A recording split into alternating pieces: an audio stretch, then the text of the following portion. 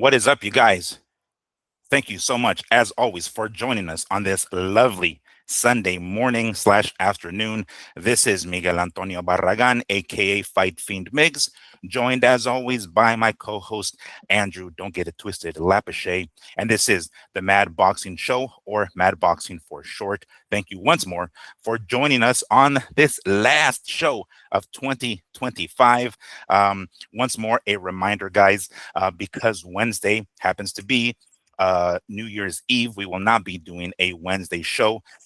As of course, we're going to be super duper busy partying, getting fucked up on Wednesday, or probably maybe just tucked in warmly in your bed Wednesday night. But regardless, it is New Year's Eve.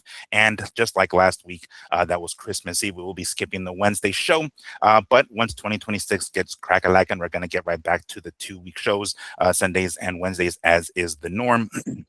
So we appreciate you guys' patience, and we look forward to seeing you guys in 2026. As you can see here, these are my 2026 glasses. I plan to have like a little Santa hat for Christmas, but I kind of ran out of time, and I was like, "Fuck, man, I didn't even have."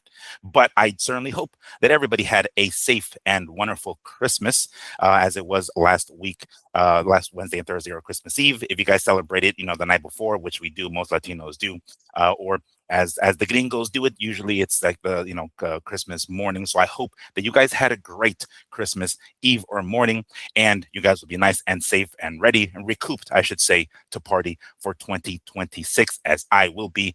And I don't intend to have these glasses the whole show because they do kind of suck. But regardless, I wanted to be very festive, as I was for Halloween, and I intend to be festive for 2026, ringing in the new year. Well, we got plenty to talk about, yo, because we had some fights. We had some fights yesterday. Yesterday morning, holy hell, did we have some fights? Now, this was the last card, the last major boxing card of 2025. Inoue, the monster, Naoya Inoue, taking on David Picasso for the undisputed super bantamweight, or junior featherweight, whatever you want to call it, 122-pound titles. That had a little bit of controversy on the undercard there, with Junto Nakatani and Hernandez. We're going to be talking about that, no doubt about it. Sebastian Hernandez was his opponent's name that we're going to be talking about, of course, no doubt. Now, I know this fight card was coming from Saudi Arabia, and that means that we're going to get it super duper early over here on the West Coast. Now, I did not realize it was going to be that fucking early. I legitimately did not realize. I thought it was going to be in the afternoon. No joke. I've watched Saudi fights before. It wasn't like the fights are that early. I mean, please remind me if my memory doesn't serve me right. Usually with Inoue fights, they are at 1 or 2 in the morning, but it's because they're over there in Japan. They weren't in Japan this time. They were in fucking Saudi Arabia, right? So I know you're thinking like, oh shit, I missed the fights. Well, you know what? I did miss the fights. I woke up and I was like, oh hell no, yo, I gotta watch it. So what did I do? I went on and I purchased the pay-per-view. Yes, it was a pay-per-view. Even regardless of what Turkey Al-Sheikh, which he'll be in a story later on, has said, there are definitely still pay-per-views going on, regardless of what he's saying about no more pay-per-views. But it was only $40, so it wasn't too bad, right? I mean, compared to some of the other cards, $65, $70, it was only $40.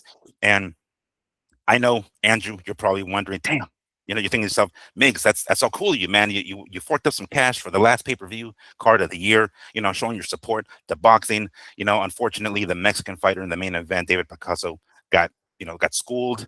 But look on the bright side, at least Turkey Al-Sheikh and the Ring Magazine didn't post the fight for fucking free on their YouTube channel less than 24 hours after you purchased the goddamn pay-per-view. I don't know what the hell these guys are thinking, but now the co-main event is on YouTube less than 24 hours from the fight. I got to be honest, the undercard fight weren't bad. I kind of wish I would have waited, though. I think I could have done that. I could have waited a little bit longer and not have to fork up the $40 for the pay-per-view. But I did it.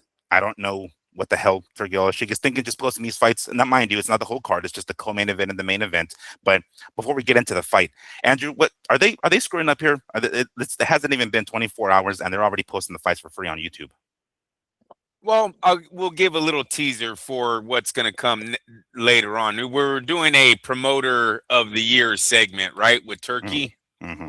And I think this is going to play into that segment. Are they doing it right? I don't know. We're gonna see in about a year from now because this thing really hasn't kicked off. It's changed so many times. How do we gauge it? Mm. Right. So soon next year, I'm guessing we're gonna see a big change where DAZN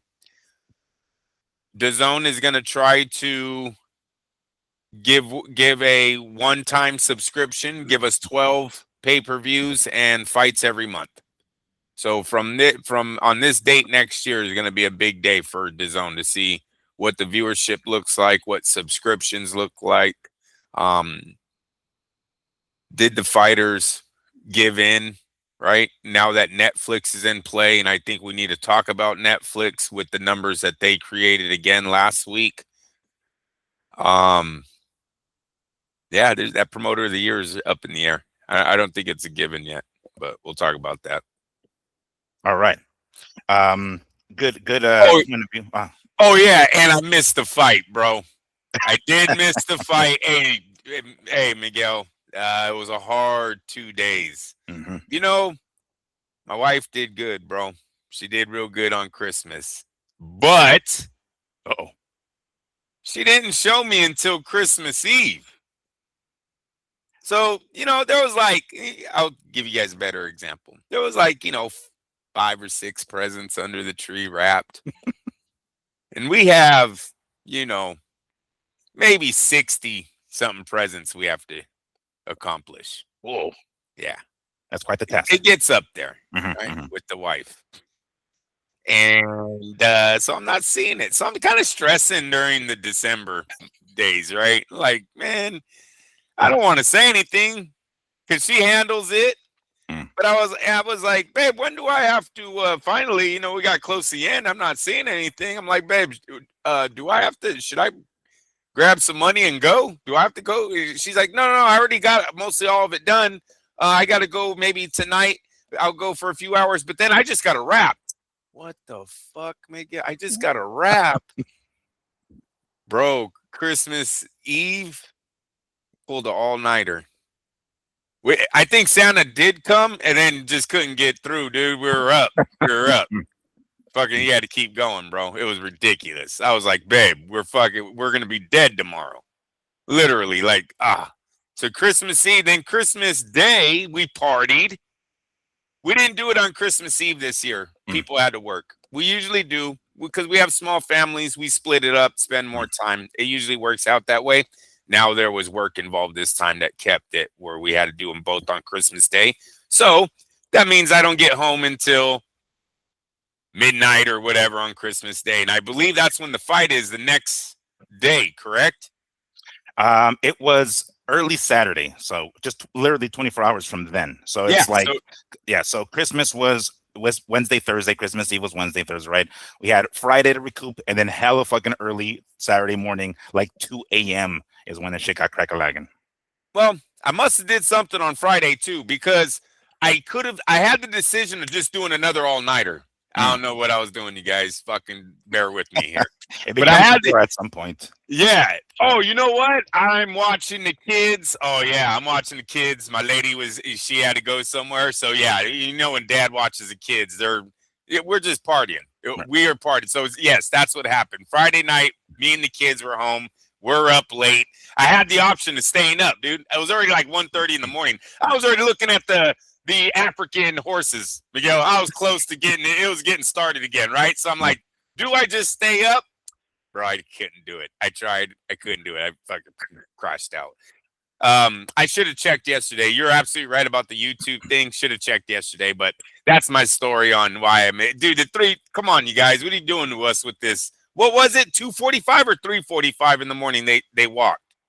I think it was 3:45. 3:45. Yeah. That's ridiculous. Yeah, I could have set my alarm, but I don't think I would have woke up either. No, probably most likely would have slept right through it. I totally skipped it because I totally thought that it was going to be later on. I don't remember, once I remembered it being in Saudi Arabia. I'm like, all right, cool. So I don't have to set my alarm. I could just watch it in the afternoon or whatever. Sometimes it's early shit. But yeah, apparently it was a lot earlier than I thought. I don't know what time that was over there in Saudi Arabia, but maybe maybe they were trying to accommodate the Japanese fan base because that's around the time that we get it over here is that same time if he fights in Japan. Over there, it's I don't know, Sunday afternoon. I don't know what it is over there, but maybe they're trying to accommodate that same hour, right? Because it's the same Yep. hour here, but it might be the best like Very showtime or true. prime Very time in true. Japan for his fan base, and maybe they just didn't give a fuck about the U.S. fan base. What can I say? That is very true. So I suspect that happened, but we can start off with this weird one here. The co-main event, guys. Junto or Junto, Junto because I speak Spanish. I would say Junto because it actually means in Spanish that actually means together. If you guys didn't know that, Junto. Oh. But in English is Junto. Nakatani defeated Sebastian Hernandez by unanimous decision. Now, you would look at that and you see one of the scorecards being 110 or what the hell was it? When it was wide as a motherfucker. I forgot what the score was, but it was 118 to oh, 110 it that's what it was. was. And 118, 110. 115, 113 was on the other two cards. There you go, bro. Yeah, seven rounds to five on the other two cards. That's pretty solid. I mean, I might even go as far as to say it was probably a draw. I think a lot of people are seeing it will be more satisfied with a draw. But 118, 110 is fucking ridiculous. And of course, that all three scorecards were for Nakatani. And if you see Nakatani's eye, I think it was his right eye. It was swollen like a motherfucker. I mean, Rocky style swollen. And I can imagine him in Japanese saying like, "Cut me, Mick, cut me, cut me." And he couldn't see out of that eye, and punches were landing. And this was Nakatani's first fight at 122 pounds. He was wiping the floor with everybody, mopping the floor with everyone at 118. And then he fights Sebastian Hernandez, and it's a lot much tougher fight than he thought. These punches that he normally lands and take KOs guys with at 118, Hernandez was not. Now, mind you, Hernandez was basically Margarito here. He was just walking forward, taking shots, throwing shots, although it looked like his shots just weren't as effective as Nakatani's. But if you see Nakatani's face afterwards, you think, oh shit, the punches were clearly affecting him. Um, Sebastian was basically able to walk through the majority of the shots. Now, Nakatani was landing a lot of fucking shots. Like these uppercuts were coming clean, and Nakatani is southpaw, so those left uppercuts were coming clean as hell, and they just weren't able to stop him. They were landing, and it looked like they were at least momentarily jolting Hernandez to where he stopped for a quick second, but he just kept coming. And he threw whatever he could. The first few rounds, it looked like Hernandez just wasn't throwing yet. It's almost like he was kind of getting the groove and maybe wanted to taste Nakatani's power first at 122 to see whether or not he can continue to march forward. And he totally did. He finished most rounds with like Nakatani with his back against ropes, and he's just doing the shoe shine almost on his body, just like pat, pat, pat, pat, pat, just to try to like steal the round. And the 115, 113 card, I'm not too mad at. Again, I wouldn't have minded it being a draw, but that 118, 110 is way wider. I don't know what the hell that judge was watching. I don't even know the judge's name right offhand, but regardless, the Junto Nakatani ended up coming up away with the victory. And this one, see, the reason he was placed as a co-main event here is because at some point, the Ring and Turkey are planning to do some sort of Inoue versus Nakatani fight in the summer, I think of 2026. So we can't have that fall through, right? I mean, that Jesus Christ, that scorecard was terrible. The judges certainly made sure that that fight was still going to go down, but it certainly puts into question Nakatani's power and really what he can do at 122. Because if he wasn't able to take out this guy who was receiving every single one of Nakatani's shots and walking right through them, it kind of makes you wonder, And mind you, he got hit too by Hernandez. It makes you wonder if Nakatani can take a Inoue shot. So that was a weird one. We were watching it. Me and my pops were watching it. Again, I ordered on pay-per-view. So once I got it on pay-per-view, right, you could just watch it. I got home because I went to go, hung out with my chick on Friday night, and got home Saturday afternoonish, and I was like, cool, time to watch the fights, right? And me and my dad were like losing our shit because you order it on pay-per-view, the fight already happened, so you can just fast forward to the co-main event and main event, and then we watch the undercard bouts later, which we'll get to. But regardless, I was able to fast forward it, and me and my pops were like, "What the fuck are these judges thinking?" Terrible.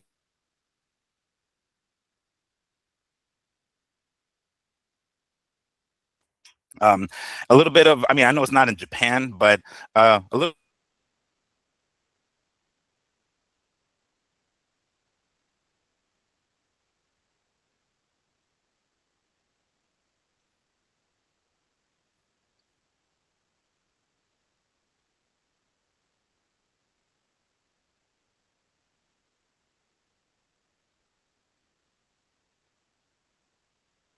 All right. It sounds like we're having a little bit of technical difficulties with Miguel. We'll wait here a few minutes. He should come back on. Um,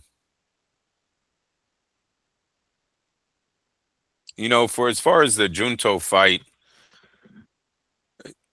the kids But on. or they Oh, there tried you or are. Thank God. they couldn't.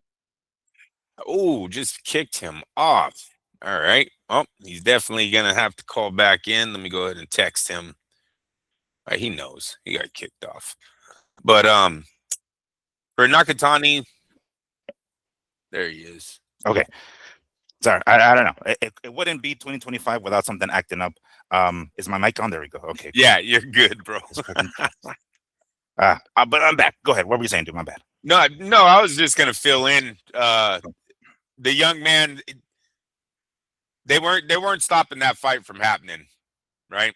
Yeah, It looked right. like yeah, it looked like it was a go from the very beginning. It's very rare you have two Japanese fighters on a big stage. Got somewhat of yeah, of course Inoue is, right. He's a superstar in the sport, but even Nakatani's been making some waves himself. Probably a lot to do with Inoue, but he's starting to get known.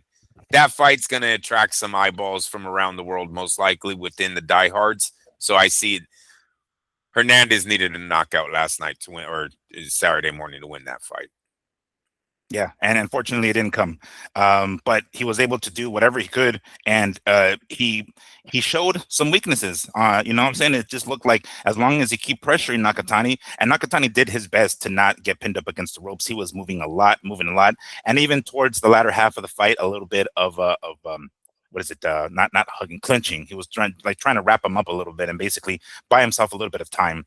Thankfully, that swollen eye didn't come around until later in the fight. I'm talking about like 9th, 10th, 11th, around there. Usually, I think I want to say if the swelling starts early in the fight, right, later on it gets really, really bad. I think it just so by luck it happened to have happened later in the fight, like I think it was 10th, 11th. So he didn't have to fight too many rounds with that deficiency there.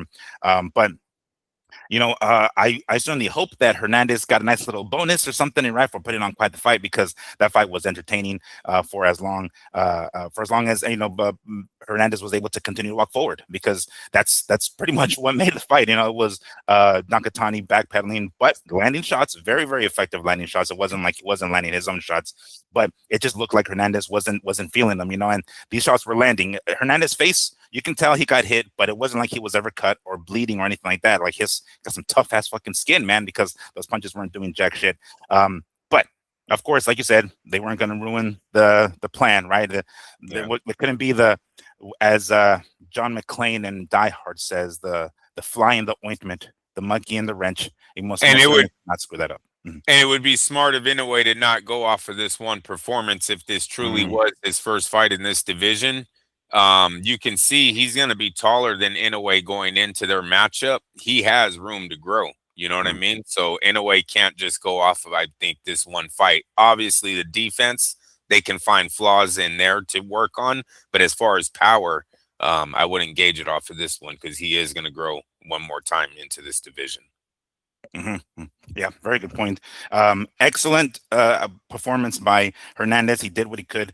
Props to him, because he went in there. He didn't show up to just collect a paycheck and be an opponent. Dude came to win, and unfortunately, it didn't go his direction. But regardless, great performance by him, and Nakatani coming with the victory. Right, still sealing that we saw it earlier. We're actually going to get to it later on in the show. We saw it earlier in the year.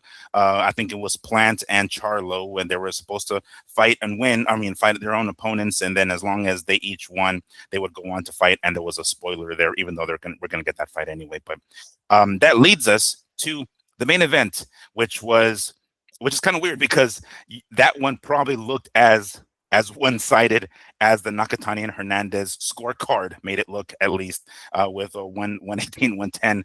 But Naoya Inoue defeated undefeated David Picasso to keep the 100, or the undisputed 122-pound championship, in pretty much a one-sided ass whooping. And I don't know. You can just tell that Picasso did not have the power. He just needed a little bit more. Well, maybe not a little bit more. So maybe a lot more, because It was he was throwing shots and they weren't doing anything. They were pretty slow. He there at the very beginning, at least early on, he wasn't throwing enough. It just was not when you don't have power, you kind of have to compensate with volume. That's usually how it is with these guys that don't have a lot of power. Juan, what is it? Juan Diaz comes to mind, right? Little Bull or El Torito. He didn't have a lot of pop, but he threw a fuck ton of punches, right? That's kind of the way it is. If you don't have a lot of pop, you kind of have to throw a lot more. And it didn't look like he was doing that in this fight with Inoue. And Inoue was just doing what he did, you know. And man, the his punches sound so fucking thudding when he lands on you. It's like goddamn, it's crazy that at this point, 122 guys are being able to hold, or he's been knocking some people out. He's not knocking people out, but that are able to hold their own and take those shots. At least Picasso was. And right off the bat, early on, you see Picasso not use his height advantage. He's taller, but he squats down a little bit, and he basically is like eye level with Inoue. And I'm like, no, don't squat. Use your height advantage. Didn't do that for jack shit.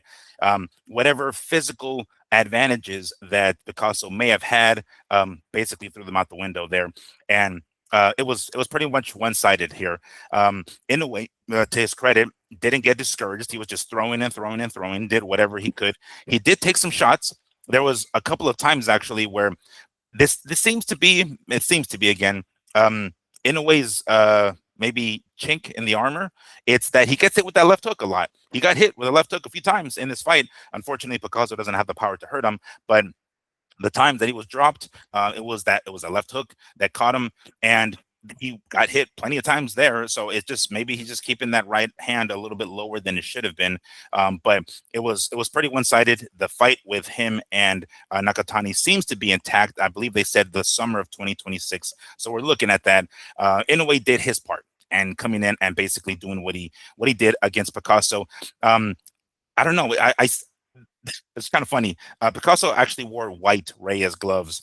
There was not a drop of blood on them, like at all. They were clean as fuck. Their trunks were white. Nobody bled. Nobody got cut. Nobody got anything. Like for all the shots that he took from Inoue, I would have thought at least a bloody lip or a fucking bloody nose. No, his face held up. But I don't know. You kind of think like, man, maybe we're just so animalistic at this point. I'm like, can somebody get a nosebleed here? I want to see some pink gloves here. But anyway. This was highlights there. this was very much a fight where it was a showcase. This was a showcase fight where the co-main event, the main event, all they had to do was show up, win, and they were going to fight each other. And you know, the young man Picasso going into this fight, he really didn't deserve the shot in a way. If you look at his last three fights, it's trash. There's nothing there that would even have warranted him a shot. That's why they did a great job of searching for a guy that had a great record. But go look. Let's play that one guy that's always on Instagram. Hey, my peoples. Let's look at his record, my peoples. Like this is suspicious, my peoples. Yeah, it's suspicious when the last three fights are all trash. Like, wait a minute. So where did he earn the shot at one of the world titles? Let alone four of them. The fuck? He got a shot at all four last night or 2 days ago. So no, it was a showcase, you guys. They weren't going to stop the plan. The plan was for Nakatani to show up. Inoue played it safe. He just got out of there with the win. I don't really think he was trying to knock the kid out, or he would have. Look, he has 2 decision victories in a row. You can start bringing up age, weight, all of that for Inoue's career. Will that give Nakatani a advantage, or at least a light at the end of the tunnel? Right, that it's possible. We've seen the best Inoue, and maybe he's now reached the peak of his performance, at least as physically, right? So at least Nakatani's team has that going in. But yes, break down the record. The kid was green. He didn't probably deserve the shot, and it's a showcase fight for what's coming. Look, the real talk that Inoue should have. I believe he takes this fight because it's big in Japan. They're not going to stop this one, right? They're going to sell out a fucking a big arena, front row are going to go for $5,000. Who knows? Big money tickets to watch these two fight. This is a huge fight for them. But what's next after that?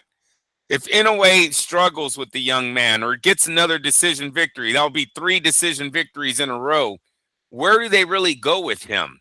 You see the internet fired up with him either moving up or Bam Bam jumping 2 divisions.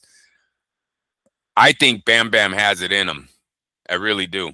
I would love to see if Inoue could stay at that division, and let's do a Terrence Crawford like move where he jumps a weight division to meet him in a super fight, and then possibly move up again to fight. What is it? Rafael Espinoza, I think, is ranked number 1 up there. Excellent fight for Inoue too, but I want Bam Bam to get his shot. The kid needs to grow, right? Hey, he's just got to grow a little.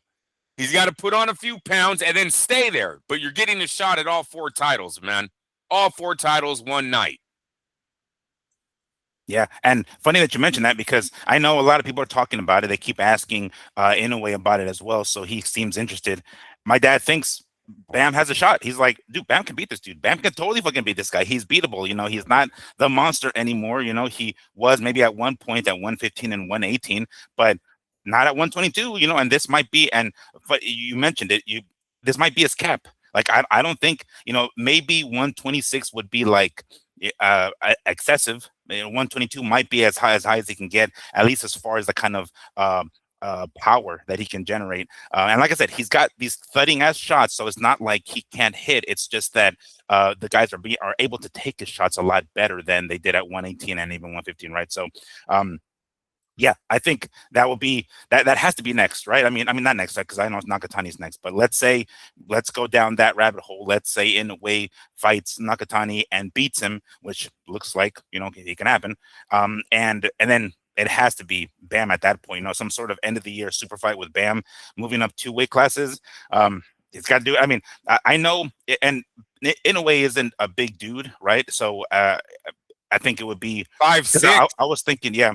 I was thinking to myself, like, I wonder if he can move back down to maybe meet in the middle. That might not be a good idea, but it would make for much more of a Crawford-like story if Bam can move up the weight classes, right? Skip 118 and go straight to 122, and maybe beat him. Hopefully, the power is enough to stop him. I know he's smart enough, at least. Like, we know Bam has got that ring IQ, man, Yes. to be able to land that left hook and maybe like land it regularly. I don't know if he'll be able to hurt in a way, but he'll be able to connect at least and score points and do what Crawford did, right? And outpoint him essentially is what he can do, and maybe not hurt him per se or knock him out, but at least win on those scorecards, I think. Yeah, no doubt. I'm trying to look up how old is Bam Bam Rodriguez, because I know he's young. 26. But let me just double check. Sometimes, gosh darn it. Let me just double check that. 25. He'll be 26 in January. He'll be 26 in January. So he has some growing to do. They're gonna accelerate it a little by jumping a weight division, but it can be done. And look, when you talk about IQ, I think there's no one that proved that more than Terrence Crawford jumping up and taking on Canelo. Canelo, yes, is on the downside. Yes, I wouldn't argue that he's in his peak, but still one of the best fighters, still clearly the best at super middleweight. Yet the IQ of a welterweight / junior middleweight went up there and was able to handle it. This fight is an excellent fight, and I think both men deserve it. They both have been the king of the smaller weight divisions. Inoue, of course, is first the king, right? But Jesse has made a very big come up, right? He's that little guy that's been down there making tremendous noise. Inoue knows his name. He has to know his name. That means Japan knows his name. How big is the fight over there? Jesse might have to go over there, but if you're making Canelo and Terrence Crawford type money to do it, Japanese people, they love their boxing too. You know what I mean? And this is a fight that I don't think they've ever had as a main event. This kind of magnitude, what would be going in? You would have 2 countries clearly looking at this. And when is the World Cup? Isn't it next year? It is, yeah, 2026. It's summer 2026. Come on. Come on. What are we doing here? Let's put it somewhere around there. Can we get, you know what I Mhm. mean? We're going to have to look at the schedule, but let's drop it in a city where the World Cup already is and watch that thing explode. Do you do Mexico or Japan? Mexico or Japan? Which one you following, Miguel? I don't know. That's I mean, see, that's the thing though. Let's say they do it in Mexico, people are already forking up a lot of cash for the World Cup That's ticket. true. So That is maybe true. maybe it would be Japan. They're not. I don't know. I mean, Japan, they like soccer, right? I don't know if they're I don't know if as they made crazy. it or not. Yeah, don't hold me to that. I'm just Yeah, thinking it's the World Cup, so they're right, in. right. But you're right. You have to win so many games. You are right But about that would that. make sense though. But it's like, oh shit, we have what World Cup here, all these like nationalities, and we have USA, Mexico/Mexico, and Japan. In Jap, and then like, and here's the thing. Uh, Bam's brother, Joshua Franco, who's already retired, he's fought in Japan many times. He's done it before, so I mean, he can. It's not like it's completely foreign to him going over there, and knowing, frankly, that he can what's the word? He can get like a major payday because those tickets are gonna fucking sell like a son of a bitch. He'll do it. He'll do it for that, no doubt. I mean, he's the one that's moving up. He's the one that's going to challenge the current champion, which is Inoue, and Inoue is the A side in that particular case. So yeah, go ahead, do it in Japan, knowing that that's a smart move. Go ahead. Japan does play. So Oh, Japan is in the World Cup. Yep, they're yeah. playing the Netherlands in Group F on June 14th. Mexico plays in Group A June 11th. South Africa against South Africa. So they are both in. Hey, Mhm. look, at the very least, if you can throw it around there too, you're talking about views, right? The Mhm. viewership's going to be through the roof. There's a lot more partying going on. Bars might be more into buying that fight if they already have the World Cup going. It's just a lot of good things going, but yes, it should be Inoue versus and I that sucks because they're going to give it to Nakatani. I guess the time frame don't work. I don't know how long the World Cup goes, but the time frame don't work at least for the June one because Mhm. that's going to you said the summer is Yeah, going to be that's what they 20. said. Yeah. Yeah. Well, hopefully they'll hear our show. Maybe I'll DM them our show and tell them there's a lot more money in the pot if you make the young man wait from Japan one more fight. Yeah, very good point. And I mean, can you imagine how much bigger that fight will be with Nakatani in the event that Bam moves up and fights Inoue in the summer, and then Inoue, let's say Inoue wins, holy shit, then it really makes the fight major for Nakatani. But yeah, that would have been smart. Turkey, I know you're listening. Let's make that happen. Ring Magazine guys, I know you guys are listening as well. Let's make that happen. Bam and your team, Inoue, you guys are avid listeners. By all means, let's make it happen. All right, so that that was quite the weekend of fights. Thankfully, the card that ended the year right, not no fucking Jake Paul and Anthony Joshua. Were you gonna say something, dude? My bad. I wasn't. Well, I just looked it up. Sorry, I didn't want to. He's 32, bro. Inoue's 32. Mm, So he's moved up multiple divisions. He got dropped in the final one when he was like, all right, I'm done moving up after this. Now mm, he's had 2 decision victories back to back. Oh, yeah. Bam Bam, if you can grow into that division, you're 26, he takes over. He takes over. Everyone from his division up is going to have to grow into Bam Bam, but he'll be there for what, 4 years at least. It's a yeah. good move. It's a good move. Turkey. It's a good move. Yes. Um, we'll make sure to DM him later on because Yes, sir. why not? But I was pleasantly pleased with. I just made that up. With the end of the year card, right? A lot better than Joshua and fucking Jake Paul.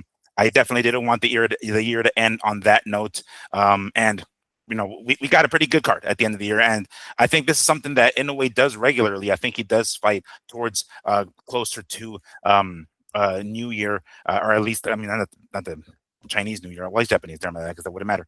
But closer to like New Year's. This actually was a thing back in the day, even in the MMA Pride days when Pride was around. They would have New Year Eve shows. So it's not uncommon for Japanese fighters and Japanese fans to tune in to watch fights at the end of the year. And thankfully, we got one of these. But yeah, it kind of irked me the wrong way when I logged into their fucking YouTube channel and I found that the fights are already on there. God damn it, motherfuckers! Always got to get me like that. Jesus Christ. Um, All right. So on the subject of Ring, the Ring 6 card has been released, the full card, or at least the full main card, not including the prelims or anything like that. But there are some names on here, and this is kind of a two-story into one type of thing. Teofimo Lopez and Shakur Stevenson will be fighting on the 31st of January 2026, and it's going to be at the what do they call it? The Mecca of boxing, Madison Square Garden, New York City, in late January. Co-main eventing that fight is kind of the second part of the story, I guess. Keyshawn Davis is back. I don't think anybody really believed that he left to begin with. If you hear him talk prior to like last week, he says he's retired. I'm done with boxing. I'm out. Don't be asking me these kind of questions. I'm done. Okay. Well, not sure what happened, but something happened between him and Bomac that apparently they're splitting ways. They're going to call it a I'll call it a day on their partnership. Maybe down the line. I don't know the specifics or the ins and outs, whether or not it was an amicable split, but it looks like Bomac will no longer be on Team Keyshawn Davis, at least for the foreseeable future. So kind of sucks because Bomac. I mean, his star was Crawford. Crawford has since retired, which he's in a story later on. So why not stick with Keyshawn Davis? What's going on? Before we get to the actual card, Andrew, does that look a little sus? A little sus, my peoples? Is that what it is? Is What he like? what what I'm a little nervous on is Bomac's departure the reason why Bud is retiring? Does he not want to continue? Maybe Bomac is leaving boxing. Have we heard if he's retiring or not? I find it weird that Keyshawn's leaving him this early in his career. It seemed like there was no beef. I'm not in their team. I don't know what's behind the cameras, but in front of the camera, Terrence and him are best friends. Bomac seems to be really close to Terrence. Like, you think any beef that those two would have would be hammered out because they're all growing in the sport together, right? They talk about taking over, Terrence and him. It's just a weird split up. I don't get it unless Bomac's health has finally caught up to him and it's him that's stepping away. So that's something we're going to monitor here, because I definitely don't know why. Those are two big fighters Bomac's losing in 2026. Yeah, that's very true. And one is on the up and up. He's coming up. It's just like you can see how good Davis is now and how far Yes. he can get. It's like you would think you would want to jump on the train right now, because that gravy train could take you even further into your later years for Bomac, I'm saying. So I don't know. It just seemed kind of weird. As soon as I read that, I was like, oh shit, I wonder what happened. And then boom, we get the news. I guess it's pretty easy to say that we didn't really believe Keyshawn Davis was retired, right? After he said all that BS about leaving the sport, yada, yada, yada. Everybody seems to be doing it. I think Teofimo did it at one time. I think Shakur did it at another time. So it's not uncommon for younger guys to be like, fuck this, I'm out of here. Like a little temper tantrum or something like that, taking their ball and going home, because that's exactly what it looked like for Keyshawn Davis. But I, I saw a video of him announcing his comeback. He seems more excited than anybody else to doing to be making a comeback. I never wanted him to leave to begin with. I enjoy seeing his fights. I would love for him to stay in the sport, right? He was great at 135. He's going to be fighting at 140. I believe that's going to be the weight Yes. class here against Jermaine Ortiz. He's going to be fighting Jermaine Ortiz on the undercard of Shakur. But I don't know. Maybe he's his own hype man. I don't know. He seemed a lot more excited. I'm down to see him back, but he made it seem like it was the second coming of Christ or something. And he was, Floyd Mayweather making a comeback and fighting fucking Crawford or something. Good for him that he's excited, but he sure as hell made it seem like, oh gosh, yo, I'm back, and people were like, oh my goodness, like, no, dude. I mean, you really didn't need to begin. Relax. Yeah, that's a great way to put it. In reality, he never left. Last time he fought was in February of this year. So what was, he didn't even go a year into retirement, you know what I mean, to already activate himself back. So that was all BS. He was having a bad day. Let's just say he was having a bad day that day. Look, Jaime Ortiz, two good decision losses to Lopez and Lomachenko, and then the rest is all questionable. So Keyshawn has that going for him. It's a new division. This young man Ortiz has been tested by Lopez, who's one of the best in the division. I don't remember if that fight was at 135 or 140, but he has that going for him. So and that's all you can really take away from the fight, because Ortiz hasn't really done anything but have two decision losses where he went the distance with very good boxers. So yeah, excited for Keyshawn. Yes, but we never believed him, right? I never believed that he was retired. You know what I'm saying? So no, I'm not. It's not. I'm not. I don't have the same feelings that he does. And Miguel, he's overly excited because he's making money again. I'd be excited if I had a new job and I had a night. You know what I mean? So that's all he was. That's all he's really happy about, is that they still want him. They love me. They really love me. That's all he was. That's all he's doing there. And they're willing to pay me again. I'm back on the fucking payroll. And that will serve as the co-main event for this card here. Also on the card, Bruce Carrington taking on Carlos Castro. Carlos Castro's face looks familiar and his name looks familiar. I have to look him up to figure out if he's fought anybody. I'm sure he has, because again, once I see these guys' faces and I see their names, I'm like, oh yeah, it rings a bell. It rings a bell. But that's obviously lightweight. Carrington's got lightweight on. Featherweight. I want to say 126. Okay. All right. I'll look for that. But yeah, because he's been calling out everybody and the mamas, including Rafael Espinoza at 126. So yeah, that one, I'm noticing a pattern here. Top rank guys, Teofimo, right? Yep. Keyshawn, right? Bruce Carrington, right? So I'm sure there's a few more on here, but those are the ones that come to mind immediately. So that one is gonna be good. Let's see here. Yeah, because Bruce Carrington. Oh yeah, here it is. WBC featherweight champion. So yeah, 126. He holds about the 126. Bruce Carrington, shoo. Another top rank guy. Carlos Adames, which I believe is PBC dude. He's fighting on here. He's going to be defending his WBC middleweight title against once defeated Austin Williams. He's 19-1.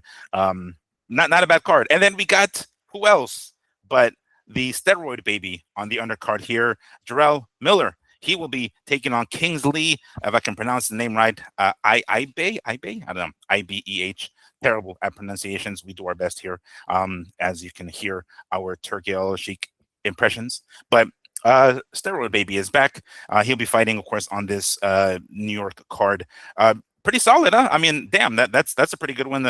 I'm down with the co-main event. I'm down with Bruce Carrington back in action, defending his belt. Seeing Carlos Adames back on here, it seems to be a WBC fest here, with the Carrington defending his featherweight belt and Adames defending his middleweight one. Have you noticed, real quick, before we get to this card, if you ever watch a WBC title being defended, when the fighter wins, either he defends his belt or he becomes a champion, the WBC always puts a t-shirt on these guys, right? He always puts like the WBC shirt. Sometimes they do a hat. What does anybody else do this? Because I only see them do that, and like the WBA will put a medal around your neck or some shit. I don't know if anybody else does that, but man, these guys really like yes, they will definitely put the belt on the guy, right? Like the WBO people will be there and they'll put the strap around the guy's waist because it's representing them. But then they never wear t-shirts. Like I don't know, it's a little bit of genius on WBC part right there. What's the son's name? Jose or Mauricio? Mauricio's always been a woke CEO, and you can consider those participation trophies, just like all of his heritage belts and his Aztec belt and his all the belts that the WBC has made throughout the recent years of him taking over. He's been a very woke CEO. So I call those participation shirts. Well, good branding. He'll give them to the champs too. He'll give them to the champs. It's just that, when I see that, branding. I'm like, why does nobody else do that? Like, I've never seen the WBA put on a shirt or a hat or something, unless I missed it, by all means. But when I see that, I'm like, nobody else does that shit. But anyway, pretty solid card, huh? I mean, I'm down. This is pay-per-view worthy, right? I'd be down if this was a decent pay-per-view price. I don't know, $50-$60. That might be as much as I'm willing to pay for something like this. It is not pay-per-view, mind you. Oh no, come on! It is what? Miguel. Yes. What the fuck? This is Lopez Shakur, bro. You're paying 80 for it, and you should be Oh, happy. Are you what? serious? 80 Lopez, bucks, homie. bro. I'm down to This pay, is in but 1990, dude. Come on, man. You are not paying anything less than 80 for a pay-per-view nowadays, especially with these two type of talent on the main event. This the best in the two of the best fighters in the world, bro. You're telling me 80 bucks is too much to watch two of the best fighters in the world? it would remind me of a PBC $75 type of card. No That way. that No that that way. With to be. I don't know if I can. I mean, again, it's not a pay per view, but I don't know if I'd pay that much. It's not on pay-per-view. Is it on No, pay-per-view or no? no, it's not. It's not. As I Oh. understand it, it's going to be on the zone.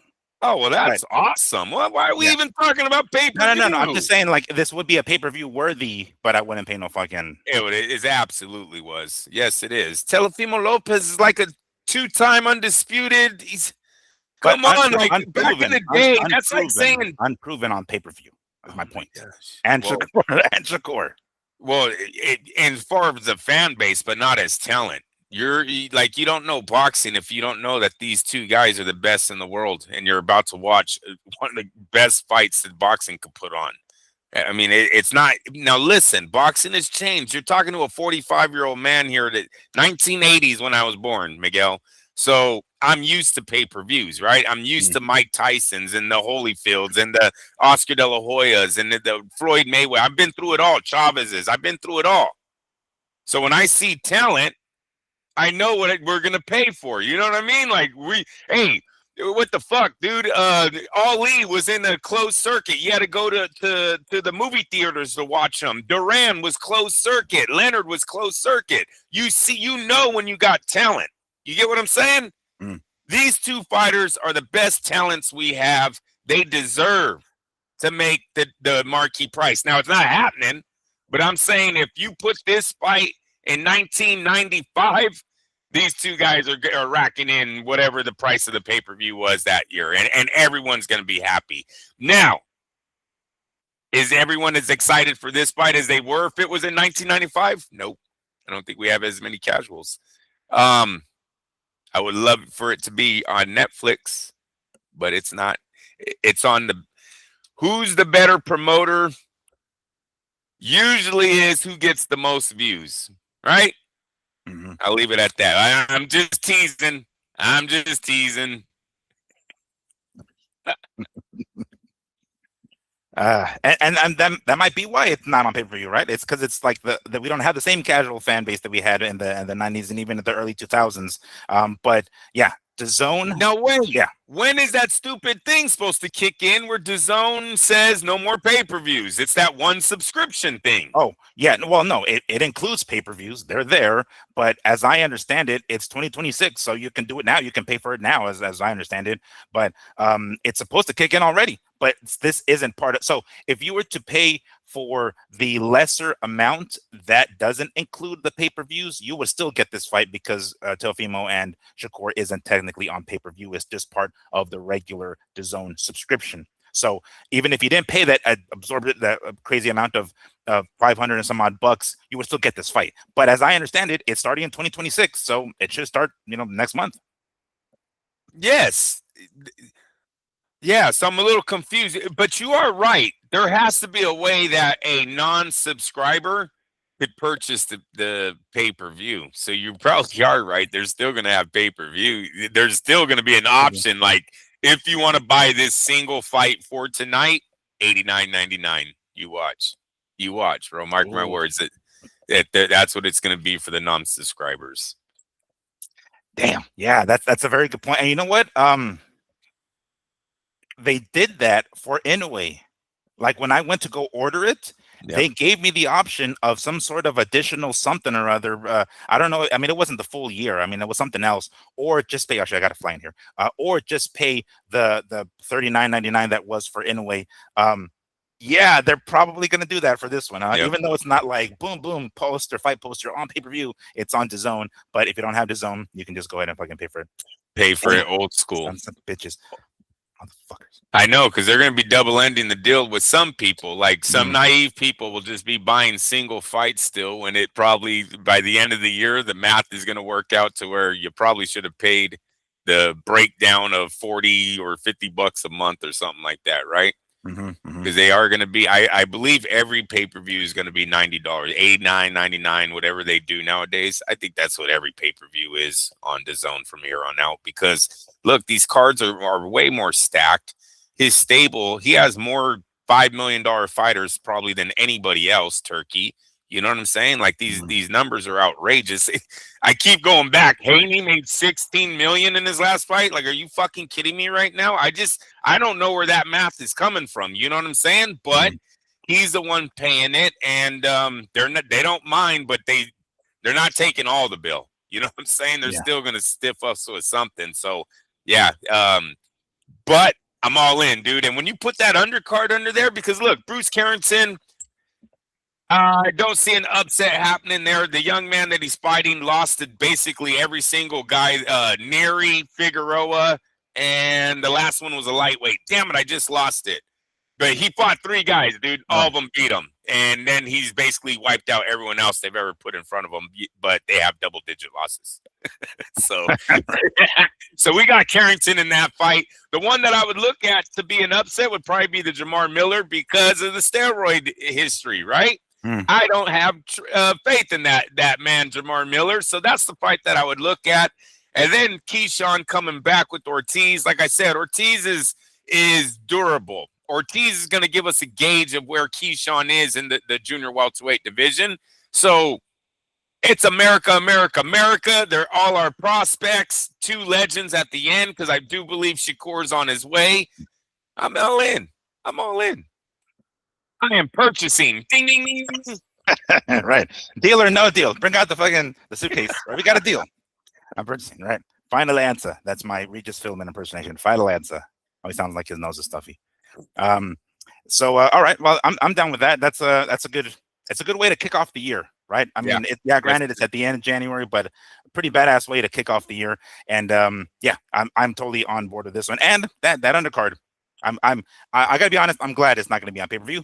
I didn't have to fork up the cash, because I probably would have anyway. But the fact that it's on my regular, and come to think of it, I don't know how this would work. Like, I have the regular DAZN subscription, and I still have it. It hasn't but when it rolls over, is it just gonna roll over to the $45, or what the fuck? You know, like, I don't know how that's gonna happen, because or is it just still the monthly subscription, which is less, but it's because the point of you paying that total amount up front is that each month is less, right? I think that's the whole point. Like, you pay it all one lump sum, but every month ends up being a little bit less, or you just pay month to month away. I've been doing this whole time, so I'm not entirely sure how that works. But we'll see. We'll find out next month to see when I see my credit card statement and see what DAZN decided to take out of my credit card that particular month. But yeah, definitely looking forward to that one. And you know, another good card by The Ring and Turkey Al-Sheikh with I guess Top Rank's help on that one. Let me run back to my stories here real quick. Okay, so anything else we wanted to add to that particular card before we move on to the next topic? No, I'm good. All right, so this would be a good time to toss in our sponsors here, our show sponsors, Health E Sol. Tallow-based soap. Make sure to give them a try and check them out. If you find anything you like, use the code MADBoxing10 at checkout and get yourself 10% off of your purchase, or follow the link in our affiliate link. It's going to be in the description below. Once more, check them out. Health Isol, tallow-based products, tallow-based soap. Lavender patchouli is the specific scent that I love. I use it for everything, my hair and everything. So make sure to give them a try, by all means. All right. So this one kind of threw me off a little bit, because when I read it, I'm not sure if I believe it per se, but maybe I should. Crawford says that there's no rematch with Canelo, but he didn't say it was this particular reason, but he says he has yet to hear from Team Canelo in regards to any sort of rematch. What? I hear, Eddie Reynoso say that that's what they have in mind. They're going to skip the Cinco de Mayo weekend and go straight to September for the rematch. I don't know who's lying here. This is kind of one of the I don't know. I guess not trying to figure out how I can explain it, but this is what sucks about being a media guy, sort of. Being like a content creator. That we're not. We're not inside. We're not behind the doors. We're not the fly on the wall during some of these conversations. So we don't know the ins and outs, right? And it's impossible to actually do that. But we don't know who's telling the truth here. Is it Team Canelo saying like, yeah, we want that rematch, but then on this end we're getting Crawford saying, yeah, they have yet to hit me up for jack shit in regards to any sort of rematch. I don't know, what say you, Andrew? Well, I mean, look, Canelo's already come out and said that he needs surgery. Am I correct? He's Yeah, doing yeah, it. All some right. sort of surgery, yeah. So there's no reason for him to reach out. His decision's already made. I don't think he's taking on Terrence Crawford one fight out of surgery, you guys. Right? He's gonna do that. Give me a warm-up fight.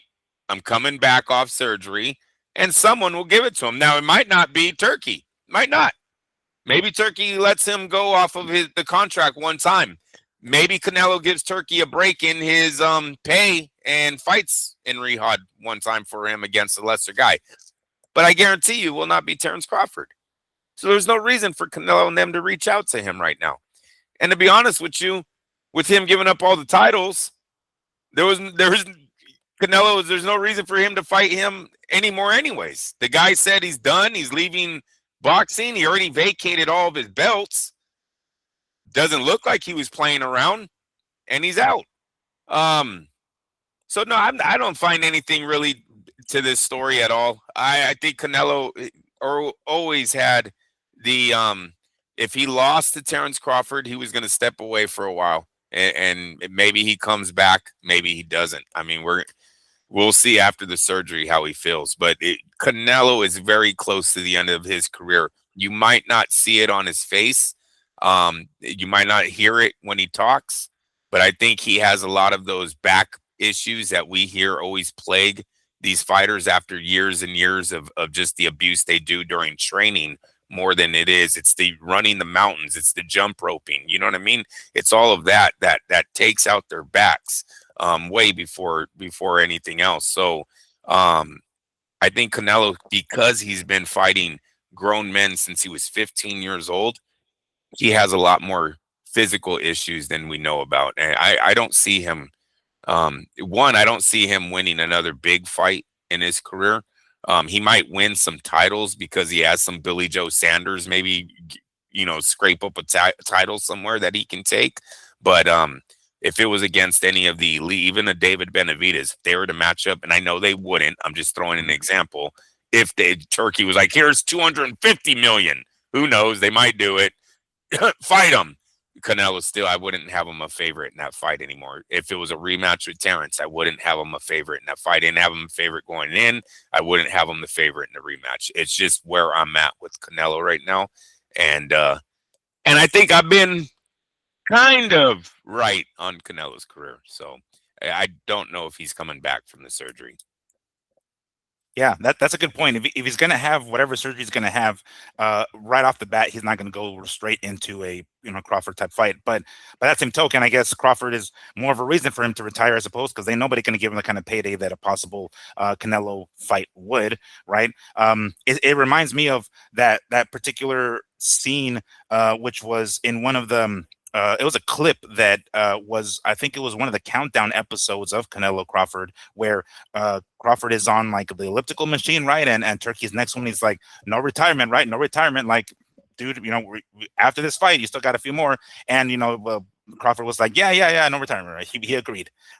I don't know. I considering that nobody else is going to give him the kind of payday that Canelo would do it. I guess I don't see a reason for Crawford to stick around unless he wants to add to his legacy and get more belts. But because that's what I got the impression from when I've read. It's Canelo's going to take a step back, for the surgery, rest up, and then be back and ready for September for a Crawford rematch. I guess that's not very logical. You don't want to come fight a guy like that right off of surgery, but. He didn't get really knocked down or hurt or anything like that, right? In that fight, maybe he thinks I can take a shot, even if I'm at 90% or 85%, I can still take Crawford shots. But that's not the kind of person you want to test against, right? You don't want to do that against somebody like him. It's not, and I think at a certain point he doesn't want to turn into Oscar De La Hoya, and that's what he would look like, Miguel, if he comes back, takes the fight right after surgery, and loses another 12-round uninspired decision.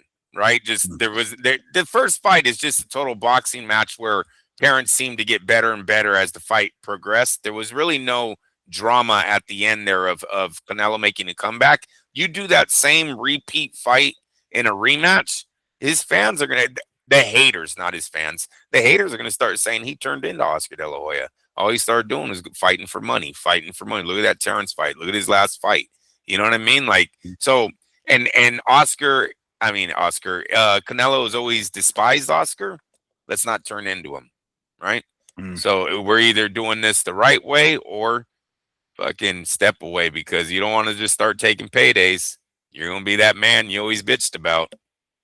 Yeah, and he, to some degree, he already passed the torch, right? I mean, I don't know if Crawford is going to be the money guy and many more. How much, depending on how much longer he intends to stay in the game, or if you hear him retired, if that's the case, then did I mean it's kind of a weird question to ask, but like, did I mean, it was against his will regardless. But did Canelo kind of pass the torch to the wrong dude?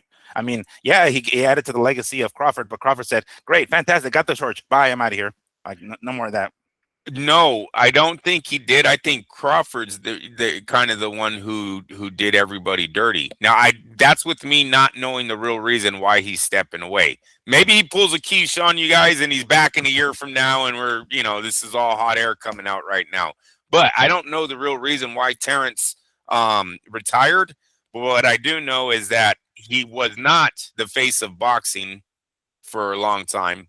And that's what he became that night when he got a raise to 20 something. Well, we know after all said and done, it was 50, but I believe the guaranteed purse was in the 20 to 25 million range from the get. And he had never made that type of money before. So he had already catapulted into the face of boxing, right? All he had to do is maintain it. Just keep winning. Even if it's for 10 million, 15 million, I'm saying guaranteed money. Even if the purses weren't Canelo-sized purses, these were purses that Terrence Crawford had never seen before. So why are we stepping away? What are we leaving for? No, it's him that kind of did boxing dirty. He should have went on and at least defend this title, I would say 2 times, and give Turkey and the rest of the promoters, De La Hoya and Eddie, a chance to build someone to now we're going to overpay you again. You're going to make 150 million tonight, and we're going to try to get those titles from you and pass this torch to Shiraz or even Eubank. I'm just saying Eddie might have thrown a lot of money to get Chris Eubank and Terrence into the ring. Who knows? Eubank's younger. You know what I'm saying? He's bigger.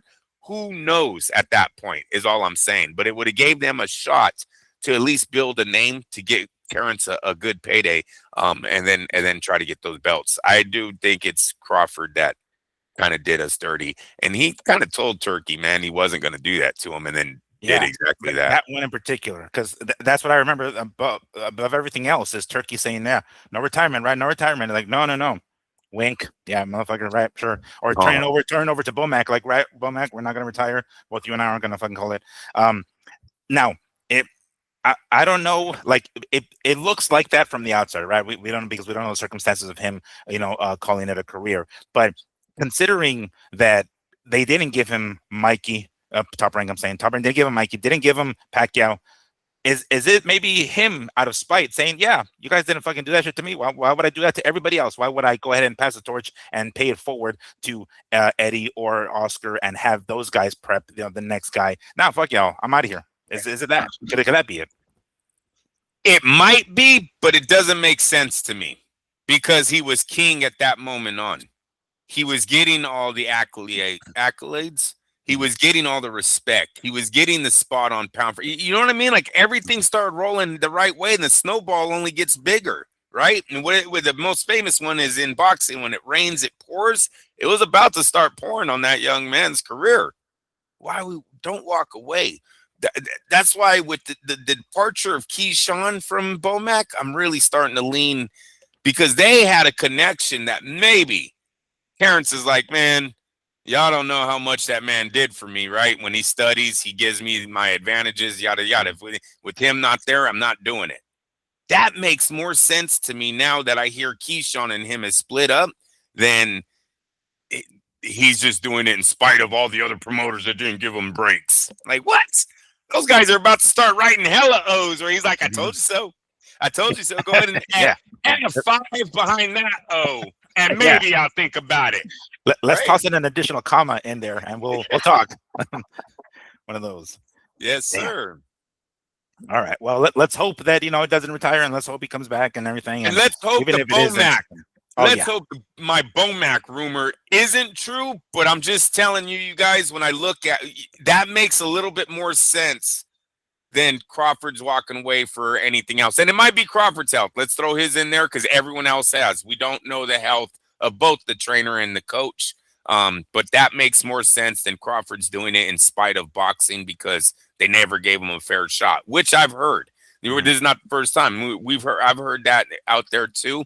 It just doesn't make sense because, man, the money was about to start getting good. I hope, maybe he invested right. Hey, there's a lot of these young athletes nowadays. They're way smarter with their money. They're investing it. Yes, they buy stuff, but they're still investing where money is creating money, right? And they really do have the options of stepping away. You're seeing it big time in the other 4 major sports. They've been way ahead of the ball game on this, especially with football because of CTE. The football, the younger generations, man, these guys are one contract and out. They're retiring in their early 30s now in football. Look, I'm going to give you an example. I mean, and I know Phillip Rivers made a lot of money, but doesn't anyone find it weird that the Colts had to go 4 years back? This guy retired in COVID, Miguel. This quarterback retired in 21, yet in 2025, a team was like, hey, you want to come throw the ball for us? And he made the team. What the fuck? Do you know how many quarterbacks had come out from 21 to 25? You know how many draft classes that is? You know how many undrafted quarterbacks walked onto fields? And you're telling me some GM was like, yeah, no, I think we should call Phillip Rivers. There's something going on. Going on. And I think part of it is the younger generation, they invested better. Look, Phillip made a lot of money. He has 10 children, I think. Damn. Yeah. All the same mama? Yes, I believe so. Don't hold me to it, but I believe so. He's one of they got big family over there. Still having babies too. I think his newest baby is still a baby. So yeah, maybe that's why he came back, but I find it real weird. But that's what's going on right now. These younger guys, they're investing their money better. So maybe Terrence did that. And you seeing Chappelle's new stand-up? Have you watched Chappelle's new stand-up on Netflix? No, I just seen bits and pieces of it. I haven't seen the whole thing though. He talks about buying his whole town. Yeah. He said he bought everything. He even bought the fire department. Buying his whole town? What does that mean? His whole town. I'm sorry. The city he lives in. He bought all the commercial buildings. He bought what? No, yeah. Oh, Jesus Christ. He bought all the hotels. Whatever goes for sale, the real estate agents already know who to call. Yeah. They're like, Dave, I'm telling you, he said he bought the old firehouse or some shit. He said one of his jokes is he goes, these motherfuckers got so mad because I was buying everything up. They tried to do it when I was out of town. He's all, but I got snitches everywhere in the city. He said they called him and said they're trying to auction off the old firehouse. He bought it. Yeah, no, that's what you got to do with your money, man. Invest to create money, and then you walk away. Maybe that's what hopefully that's what Terrence has done. Yeah, or Bomac for that matter, right? Him too. Yes, sir. Damn. All right. Yes, sir. But I'm gonna be a little selfish. We needed Bomac, Miguel. America needs Bomac, man. We don't have too many trainers like him that are pumping out these kids. And if I'm mistaken, isn't Bruce Carrington a Bomac? Is he? I could have sworn he had one. I'll look it up. You will have to look that up right now. But I could have swore I seen Bomac in another young man's career that's going places, and he has the same killer. They just got that killer instinct. These guys, the head, body, they're very relentless. The Bomac fighters, they're not friendly at all. You know what I'm saying? They're in there to hurt. Yeah, so my selfishness wants him to to Stick continue around a on. little longer. Yeah. Yes, sir. Yes, sir. Damn. All right. Well, we'll see what 2026 has in store for all of us here. Just want to throw that in there one more time because I took it off. I can only keep that shit on for so long, sort of like my Halloween outfit. All right. So, moving on to this one. This one's a funny one. I read this and I was like, man, I don't know. We talked about it a few weeks ago, and we know that at the end of January, I believe it was the 23rd, Zuffa Boxing, the TKO Sella guys, right? They're gonna host or they're gonna have their first card, and it's gonna be on Paramount Plus. By the way, Paramount Plus sent me a discount. I I went to my short little side story. Went to my buddy's retirement party last month or earlier this month. If you guys remember, I drove down to California for my buddy who retired from the military. There was a Army versus Navy football game going on, and for whatever the hell reason, it wasn't on regular TV, and we had to look it up. Right, it just so happened to be on Paramount Plus, and I was like, well, fuck it, I'll download the Paramount Plus and I'll subscribe because I'm gonna do it anyway because the UFC is moving over there, and we're gonna get those fights. I was gonna do that anyway. I already got rid of my ESPN subscription because both Top Rank and fucking UFC has left ESPN. So I was like, well, I'll do it anyway. And they offered like a free 7-day trial of Paramount Plus. I said, cool, no problem. I'll just sign up for the 7-day trial. So of course, within the 7 days, I go back in there and I cancel it. Right? I'm like, fuck this, I don't really need it. The UFC cards won't start until late January anyway, so I probably won't subscribe again until then. Well, they send me an email and they're like, hey, Miguel, would you like to resubscribe? And I'm like, well, I was gonna anyway, but what you got? The email says 99 cents per month for the first 2 months. I was like, oh, that's not bad. That's not bad. Thankfully, the that promo doesn't expire until mid-January. So you best believe I'm going to be resubscribing in mid-January. But it was just kind of funny that Paramount sends me an email saying, hey, you want to resubscribe for 99 cents a month for the first couple of months? I'm down with that. Yes, I will do that. Why? Because we're going to get some UFC and some boxing later in January. So January 23rd being the first show that Zuffa Boxing will put on. And we talked about it on the last show, or I think the show before that. These guys need to start telling us stuff. We need to start finding this stuff out now because they're saying new rules. They're saying a new ring. They're saying all this shit. We don't even know who the fuck's going to be on that card. Well, now we do. Per Dan Rafel, per sources, some Zuffa Boxing signees for its league that begins in January that will stream on Paramount Plus. Former 140-pound WBA champ Jose Valenzuela, El Rayo. Former regular 147-pound titleist, I cannot pronounce his name, Razab Butaev, if I can pronounce it right. 130-pounder Justin Valoria. And if this name sounds familiar, 135 or lightweight pounder Erickson Garcia.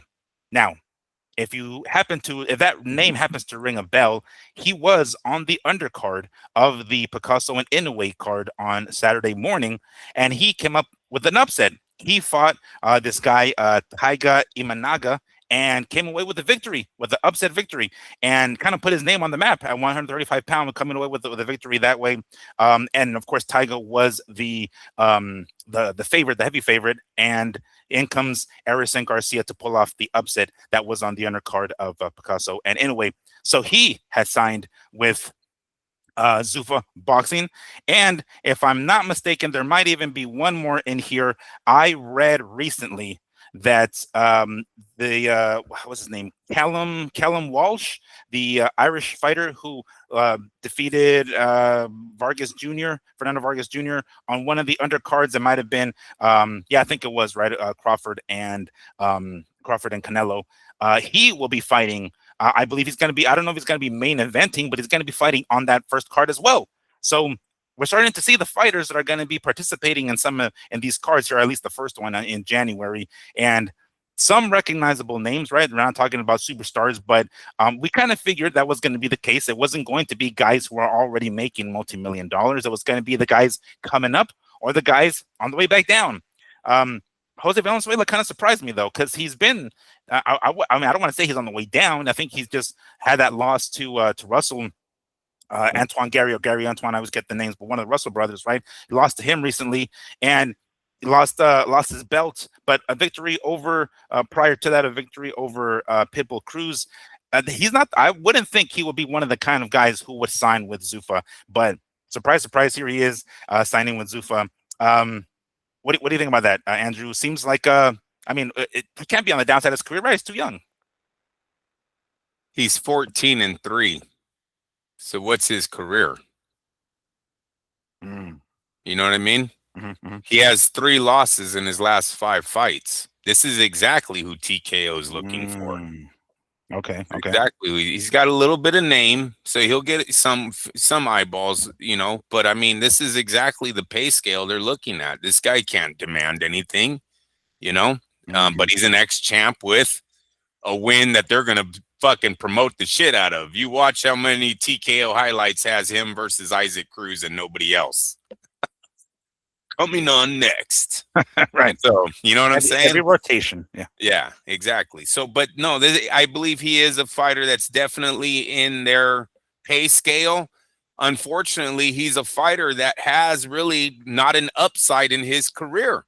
So don't build too much around him, because I'm guarantee you the fucking champion at 140 flatlines this guy. This will be another issue that they have in the MMA, where the UFC champion is kicking the shit out of all the other B-class MMA products that are out there. This is what TKO is building up to. And I'm not saying I'm putting it all on this fighter. I'm not doing that at all. But they can't fall into that bracket where there's such a big gap in talent that it doesn't matter how many bells and whistles you put on your champion. We all know when he faces Teofimo fucking Lopez, he's getting knocked out within 6 rounds. Come on. I had something else for you too, darn it, and it left me. But yeah, no, well, I can read. I just while you try to remember that. Yeah. So yes, Callum Walsh, if you guys remember, he did fight on the Canelo and Crawford undercard, defeating Fernando Vargas Jr. in a pretty lackluster fight, but ultimately he won, and he's undefeated. He has fought on the UFC Fight Pass for a few times, like prior to him. Back when we found out that Zuffa was going to try to get into the boxing business and start promoting boxing specifically, that was one of the first names that came up that I thought we talked about on the show. I was like, oh wait, I know exactly who the fuck they're going to start with. They're going to start with this Callum Walsh dude. As a matter of fact, he's dating a UFC fighter. I forgot her name. Richie was the last name, I think it was. But anyway, Brazilian fighter. So he's in and around the UFC circle, I guess. He's going to be fighting Carlos Ocampo. If that name rings a bell, he has fights against Sebastian Fundora, losses. He most recently lost to Tim Tszyu. This was back in, I won't say recently, because it was a while back. It was a couple of years back. But that's Carlos Ocampo's last fight. This was against Tim Tszyu back in 2023, and Sebastian Fundora in 2022. Those are his 2 losses. Kind of a club fighter, kind of guy. Guy who can make you look good, unfortunately, and he made them look good. That's for damn sure. So Carlos Campos is going to be his first opponent here. Callum Walsh. I wouldn't be surprised if that's going to be the main event of that card. I'm not entirely sure if that is the case or not. All I know is that they're going to be fighting on that one. So, in addition to Valenzuela, we have this guy, Callum Walsh, who they're probably putting a lot more eggs in the basket for him than anyone else. But one of the other guys, again, one of the other dudes on the undercard, or have fought on the undercard of Picasso and Inoue, he's there, right? Garcia's name is Erickson Garcia. He pulled off an upset. I'm sure you can find the fight on YouTube now. But a guy who isn't well known pulled off an upset, kind of becoming well known now, but he's not there yet. So yeah, it seems to be those kind of guys. The guys coming up, they haven't made it to that money yet, and the guy's kind of not really there anymore. Yeah. Anyway, but that's going to be on the 23rd of January. Go ahead. They need a great mixture of guys coming up more than they need of your Jose Valenzuelas. Your Jose Valenzuelas are not going to get this TKO off the ground. 14-3 isn't attracting any casual fan on a Saturday night who's skipping through the schedule and sees 14-3-9 as a record. It doesn't even look like a great record. UFC fans, though? I don't know about that. Because I think mean, this we needs. again, it's not so much about the record, right? It's like for at least in the MMA world. So maybe they are part of the casual fan base that they're trying to bring in. I don't even know if the UFC fan base is bought into TKO. You got to remember, a lot of UFC fans, they're not into the only striking sport. Right. I read chat rooms, dude. They're all about kicking. They're all about, oh yeah, well he didn't take him to the ground and fucking choke him out and bend his arm and all that other shit. So they think of striking as very small on the whole combat world. Striking is very limited, and it's everything else that makes you a fucking great fighter, which we know is not the truth. But don't get me started, Andrew. Stop it. Breathe. Christmas just passed. Relax. Be nice now. But so I don't know if they're going to buy in. That's why I think Dana is looking to change the rules to bring more of that crowd. But I haven't got anything to back that up, so I'll lay off of it. But what I do want to say is that the Jose Valenzuelas of the world will not get this thing off the ground. Look at, there's not a lot of times that in a major sport has had a backup sport in the same league make it, right? Mm-hmm. Baseball really doesn't even have a there is no Major League Baseball. And then, oh yeah, but if you don't make it there, you can go to this other league. There is none of that for baseball. They have one Major League Baseball, right? They have some world stuff going on, but nothing here in America that even compares to what the major leagues do. In basketball, you don't have any backup leagues. You do have the WNBA. I'll give them that. How good are those girls? How good's that league doing? Right? Doesn't it only have a heartbeat because of the NBA? That's what they tell us. Mm-hmm. So we know that they're failing. When you look at football, my main example of a dominant sport in America, dominant. Yet they've had 12 other leagues in the last 30 years try to make it in America that have failed, that try to take all the other guys. Mm-hmm. You guys go to the NFL draft and we'll take everyone else. And Miguel, they always have money in the beginning because you have private investors, right? They're like, fuck that. We're going to make our own league. It's going to be really cool. Let's pump it with like 40 million, 60 million. So the first few seasons, they have money to compare. Right, they're signing dudes off the street that are making money they would have seen if they were playing for the NFL. So they did have a start, but they can't last. You need to sell tickets at some point. You need to sell jerseys. Nobody's coming to the games. The TV ratings are down. The TV doesn't want to see you anymore. They don't even want to renew the contract. When we go to boxing, PBC didn't make it. Right, they had all the money in the world. Mm-hmm. DAZN had all the money in the world, right? They're not. They got a heartbeat because of Turkey, but we all know where DAZN was a few years ago before Turkey. So and they're still kind of there. They're still kind of there. Exactly. No, hey, when you look at the schedule, they're lighting it up in January, though. Yeah. When you look at the schedule, DAZN's making a hard comeback next year, and it's all Turkey's money. Let's not get it twisted. But what I'm nervous about is the Anthony Joshua effect, where it didn't matter how much money you pumped into it. They had fucking Joshua and Canelo. These are the two faces of fucking boxing. Yet Anthony Joshua isn't known to American women until last weekend. Are you kidding me right now? You had $1 billion invested into that platform when you first got started. And that man is more known yesterday than he has been in the last 10 years. Or last week, excuse me. Last week? Come on. No, so I'm a little bit nervous on DAZN too, on DAZN. But my point is, none of them made it, man. They're not making it. They're not thriving. They haven't made the face of the sport. And I don't expect the same from TKO, especially if you're telling me your kickoff is Jose Valenzuela at 14-3-9. If your kickoff is Liam Smith or Liam, who'd you say his name was? Callum Walsh. Callum Walsh. Excuse me, Callum Walsh. I know he listens. Sorry about that. Yeah. Callum. We'll get your name right. We'll get your name right. Callum Walsh, he's very young. He doesn't really have a big following. He doesn't have a big resume, right? It's not like they just went out and signed the last gold medal winner from America, right?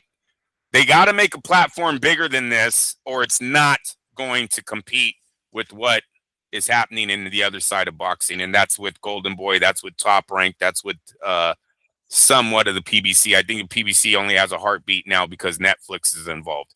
Netflix has done a big game changer for what's going on with DAZN and Riyadh season, and I think His Excellency is going to be very interested in those numbers here coming up in 2026. I got to tell you guys, I'm going to tell you again, motherfucking DAZN is on the clock. They're on the clock. They have a big coming out party in January. We can look it up. You want to look up the January stack cards for DAZN. You'll see DAZN got a few of them already built up, bro. They're coming out hard. You better start dropping Netflix numbers. He's invested billions. I won't say billions. Stop it. Millions, though. Millions of dollars Riyadh has invested in all of these fights that have happened around DAZN, right? Turkey has built all this momentum, right? Because DAZN's kind of just piggybacking off of Riyadh. Riyadh has invested millions of dollars into the sport. Now they're giving it to DAZN. They gave them all the fights. They gave them the big deal that we're supposed to be getting, the $500 for every month free and 12 pay-per-views. He gave them all. At the end of February, we better start showing numbers like fucking Netflix, dude, because Netflix only needed one fight. Yeah, that's very true. Kicking off kind of slow, Amanda Serrano and Reina Tejas, but it's boxing on the DAZN, right? Then we have Subriel Matias against Dalton Smith. That one supposedly is on the fence because Matias, I think this is the one, right, where he tested positive for something, so I'm not sure if that fight's going to go through. Ituma, not Ituma, sorry. How do you pronounce that guy's name? Moses. Ituma, you're right. Itauma. Yeah, you're right. The heavyweight sensation, will be on DAZN on the 24th of January. And then, of course, as we said, the 31st with Teofimo and Shakur. But also, Raymond Murataya versus Andy Cruz. That one's going to be pretty badass. That one's going to be here in Vegas, as a matter of fact. Yes, I will be submitting for credits on that one to see if I can get into that one. It's going to be at the Fontainebleau. They're back. Those guys are going to be back in the boxing business at the end of January. So, yeah, so far, January kicking off on a good foot, at least on DAZN. So we anticipate seeing some good fucking numbers, right, by the end of January or going into February here. Now, one of the other names that popped up on the people that are going to be signing, or the fighters are going to be signing with Zuffa Boxing, Vito, if I can pronounce his name right, Mielnicki. Former PBC guy. I believe he fought on the undercard of one. I'm trying to remember what particular fight he played. This was back in on November 26th. Yes. Let me throw this at you Please. One time my way. DAZN next has Amanda Serrano coming up on January 3rd. You can say what you want about women's boxing. Amanda Serrano right now has more views than most male boxers in the sport, and that's because of Jake Paul MVP Promotions, but it is what it is. Millions of women, millions of fans have seen Amanda Serrano fight on Netflix. I expect her to do the same amount of numbers on DAZN that she was generating. Not the same, but you got to give me something, DAZN. You can't be no 1%. Oh, 1% of what they were watching came over to DAZN to watch her that day. Can't be that. The numbers got to be higher, right? So that's a big one for DAZN, that they're getting Amanda after what, 2 or 3 Netflix shows. This girl has momentum. You know, this lady, I don't know if girl's a rude thing to say, but this lady has momentum. All right, next one, January 31st, DAZN, Lopez versus Shakur. You guys, it gets no bigger than this. It gets no bigger. If this fight is what it is, this better do huge numbers. Like, Miguel, what are we saying here? 3 million views? Because that ain't shit what Netflix is pumping. No, it better be more than that. You know what I mean? But what I'm trying to say is in the regular world, that used to be huge, right? A huge number for us was 3 million. Now that we're seeing 33 million, 41 million, 103 million, or the women are doing 15 fucking million. Oh shit, DAZN, you better get a little higher than that 3 million. And that used to be a high number, but now I expect more. So now I'm moving on. And that's one of the best fights, dude.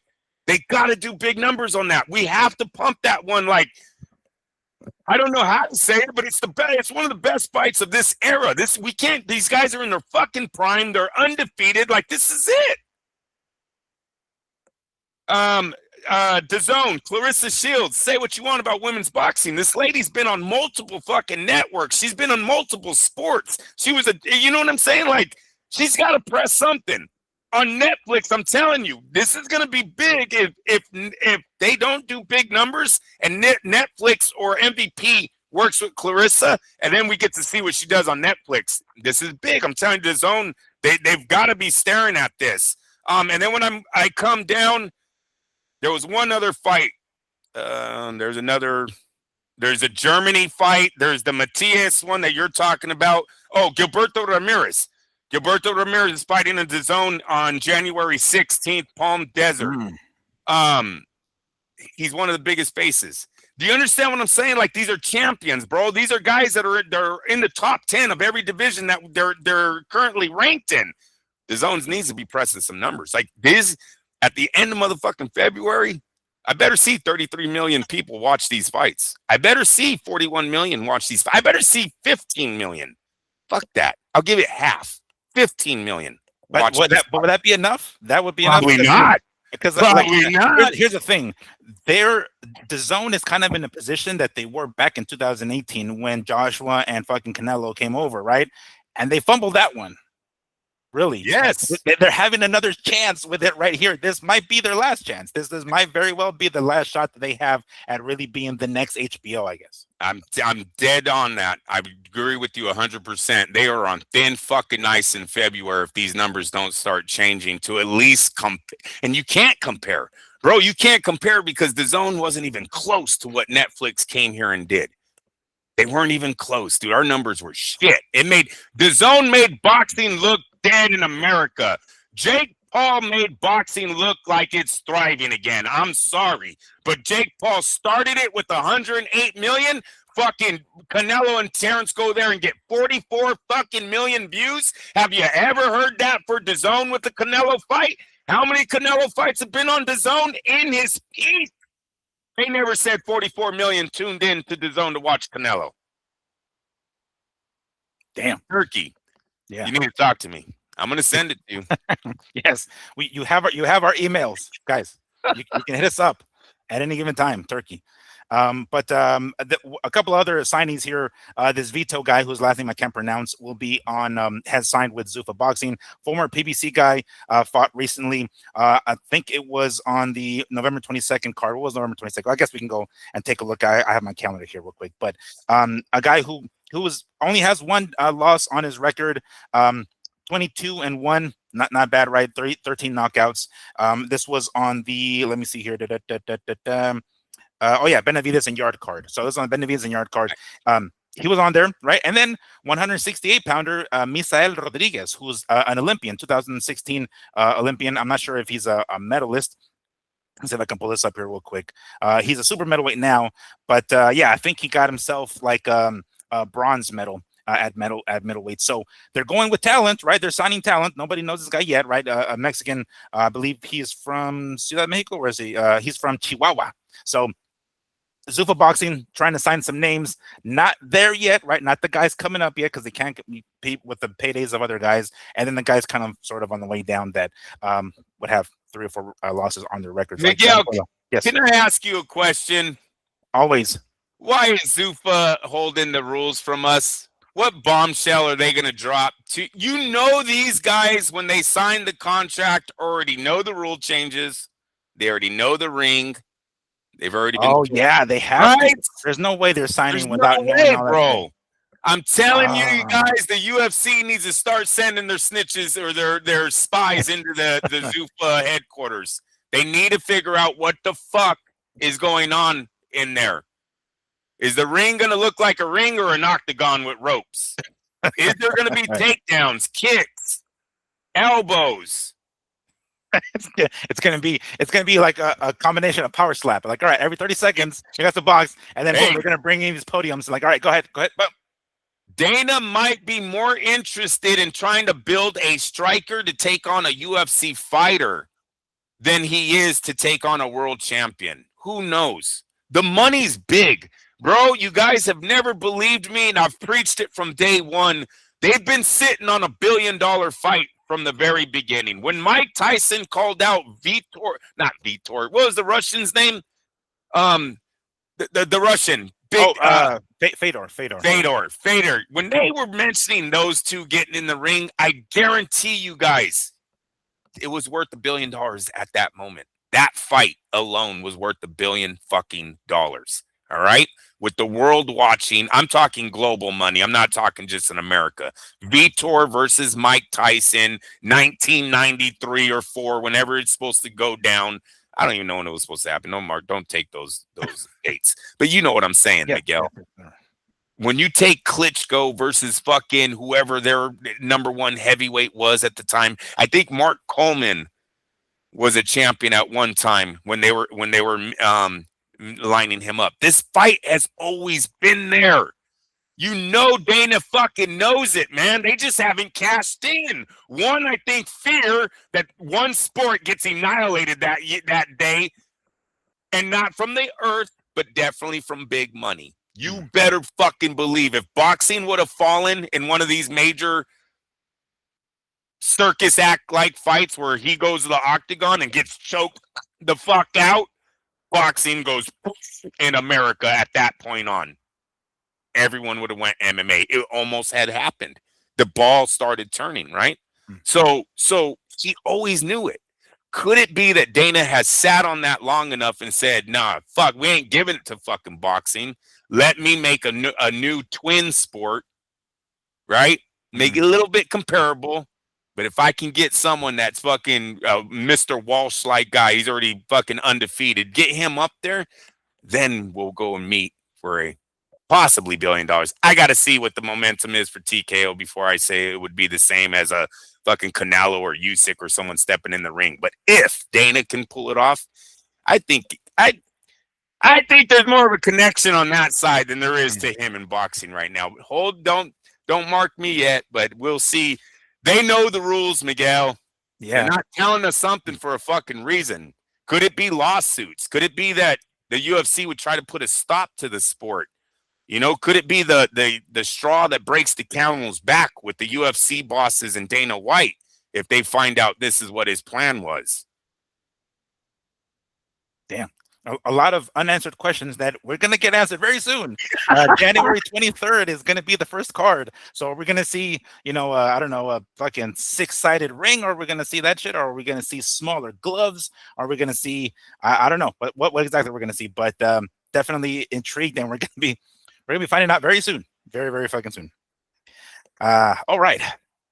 On to the next topic. This one I thought was kind of funny because it was it was voted by Boxing News. That's the Instagram account and website.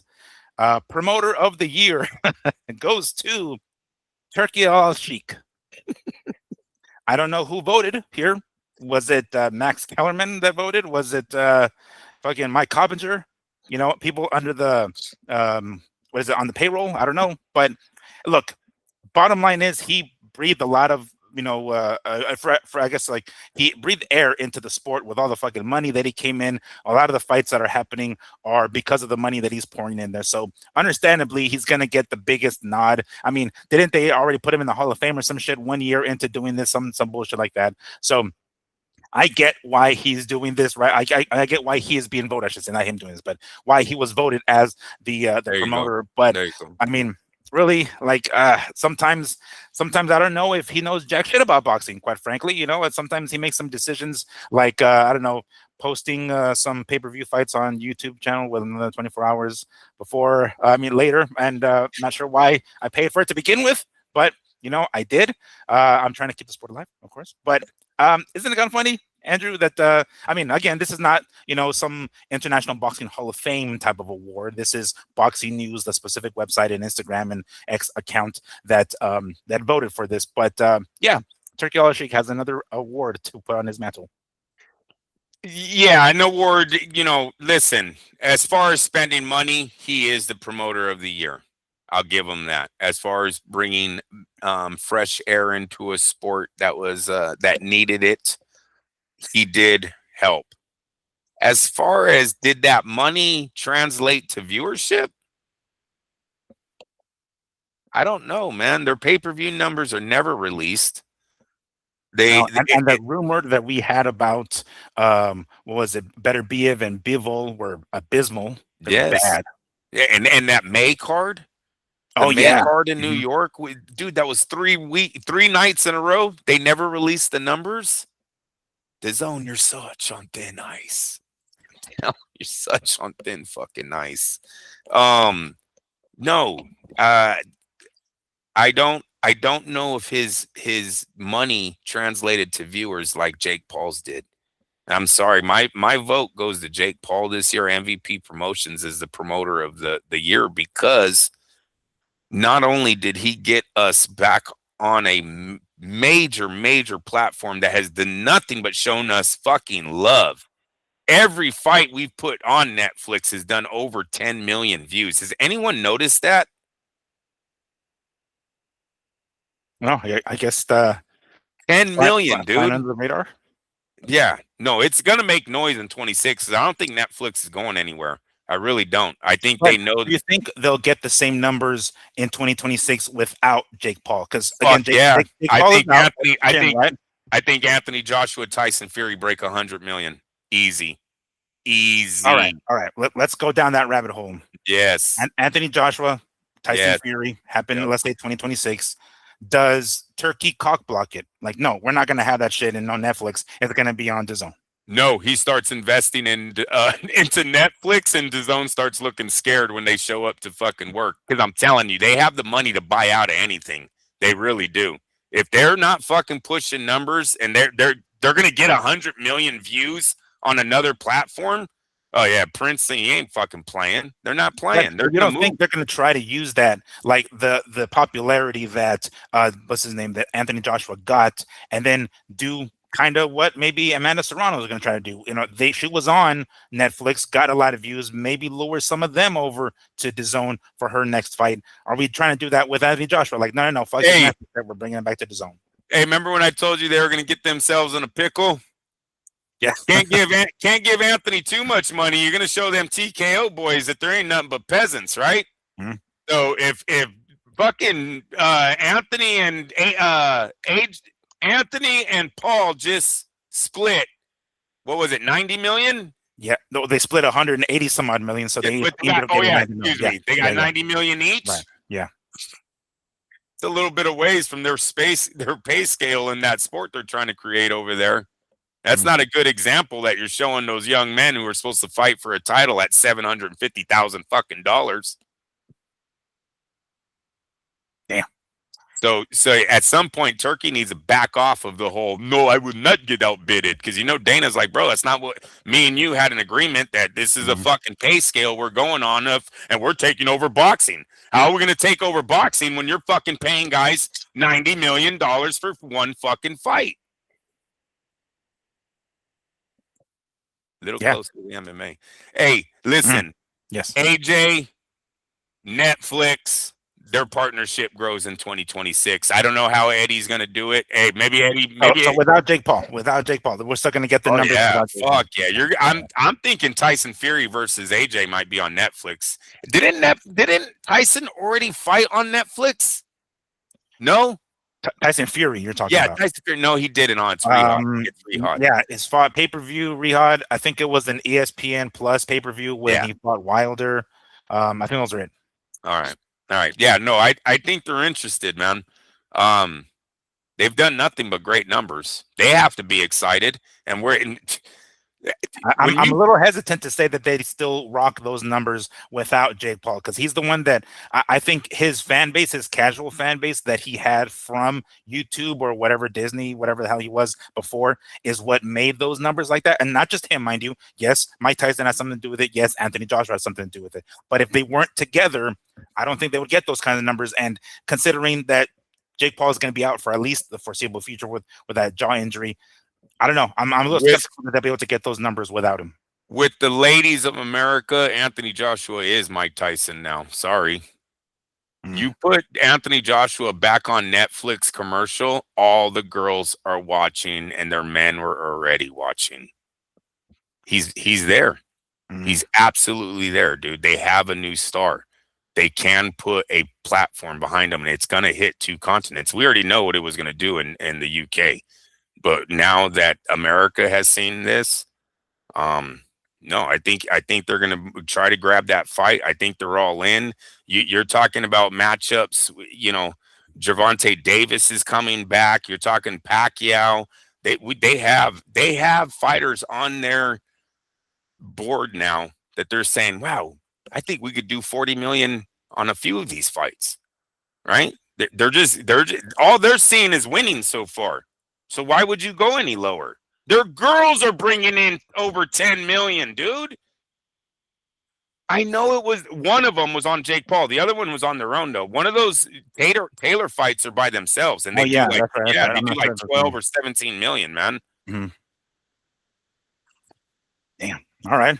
So well, deserved the promoter of the year, you think, or are we? Yes, I think Jake Yeah. does. He broke his jaw for us. Come on, man. All right. He got his jaw Should have broken. given it. Yeah, I mean, I think they say they're saying Turkey because of the money that he poured into Oh it, but yes, really, of as course. far as the results that we got, it was Jake Paul. It was Jake Paul. Look at what he's done for women's boxing. They're in a whole nother spectrum that they never were before. They might have outgrown every other sport except women's soccer in the matter of time that Jake Paul's had Yeah, the without needing to go to court, because that's what the yeah. women's soccer team did. Um, Funny that you mentioned Tank Davis because literally, like breaking news right before the show started, I come across this post on Fight TV on this Facebook account. Tank Davis versus Kid Austin, Floyd Schofield for February 21st in San Antonio, Texas. What? I haven't seen that anywhere else. I saw it on Facebook. Um, I don't know. It's saying, "Oh, this fight's gonna be a banger." At least that's what the caption says. Everybody else is saying, "Sources. What's your source? Cool story, bro." I don't know. I'm not sure how legitimate this is. Again, it just literally popped up right before we started recording, right before we went on air. We had breaking Yeah. news, and somebody slipping this piece of paper that has this fight announcement. So I don't know how legit it is, but anyway, it looks like we might. I mean, according to this, we don't know how truthful, but I can see the rumor already starting. Gervonta Tank Davis making a comeback against one Floyd Schofield. All right, I'm down. We were going to see Schofield against Shakur. We're going to see how, whether or not he's the real deal. He took out Tevin Farmer. All right, fuck it. Let's throw him in there at this point. Let's throw him in there. Pulled out of 2 fights. Maybe that's one of the reasons why he's fighting Gervonta. Maybe PBC said, yeah, yeah, sure, we'll give you Gervonta. And, Turkey over here is like, dude, you pulled out of fights twice, motherfucker. No, boom, you're out of here. We don't want you. And PBC said, yeah, sure, why not? We'll give you Tank. Yeah, it's definitely a fight. It's doable. Schofield's ranked top 10 in the division, right? He has a huge win. He's a prospect who kind of graduated with the knockout of Tevin Farmer.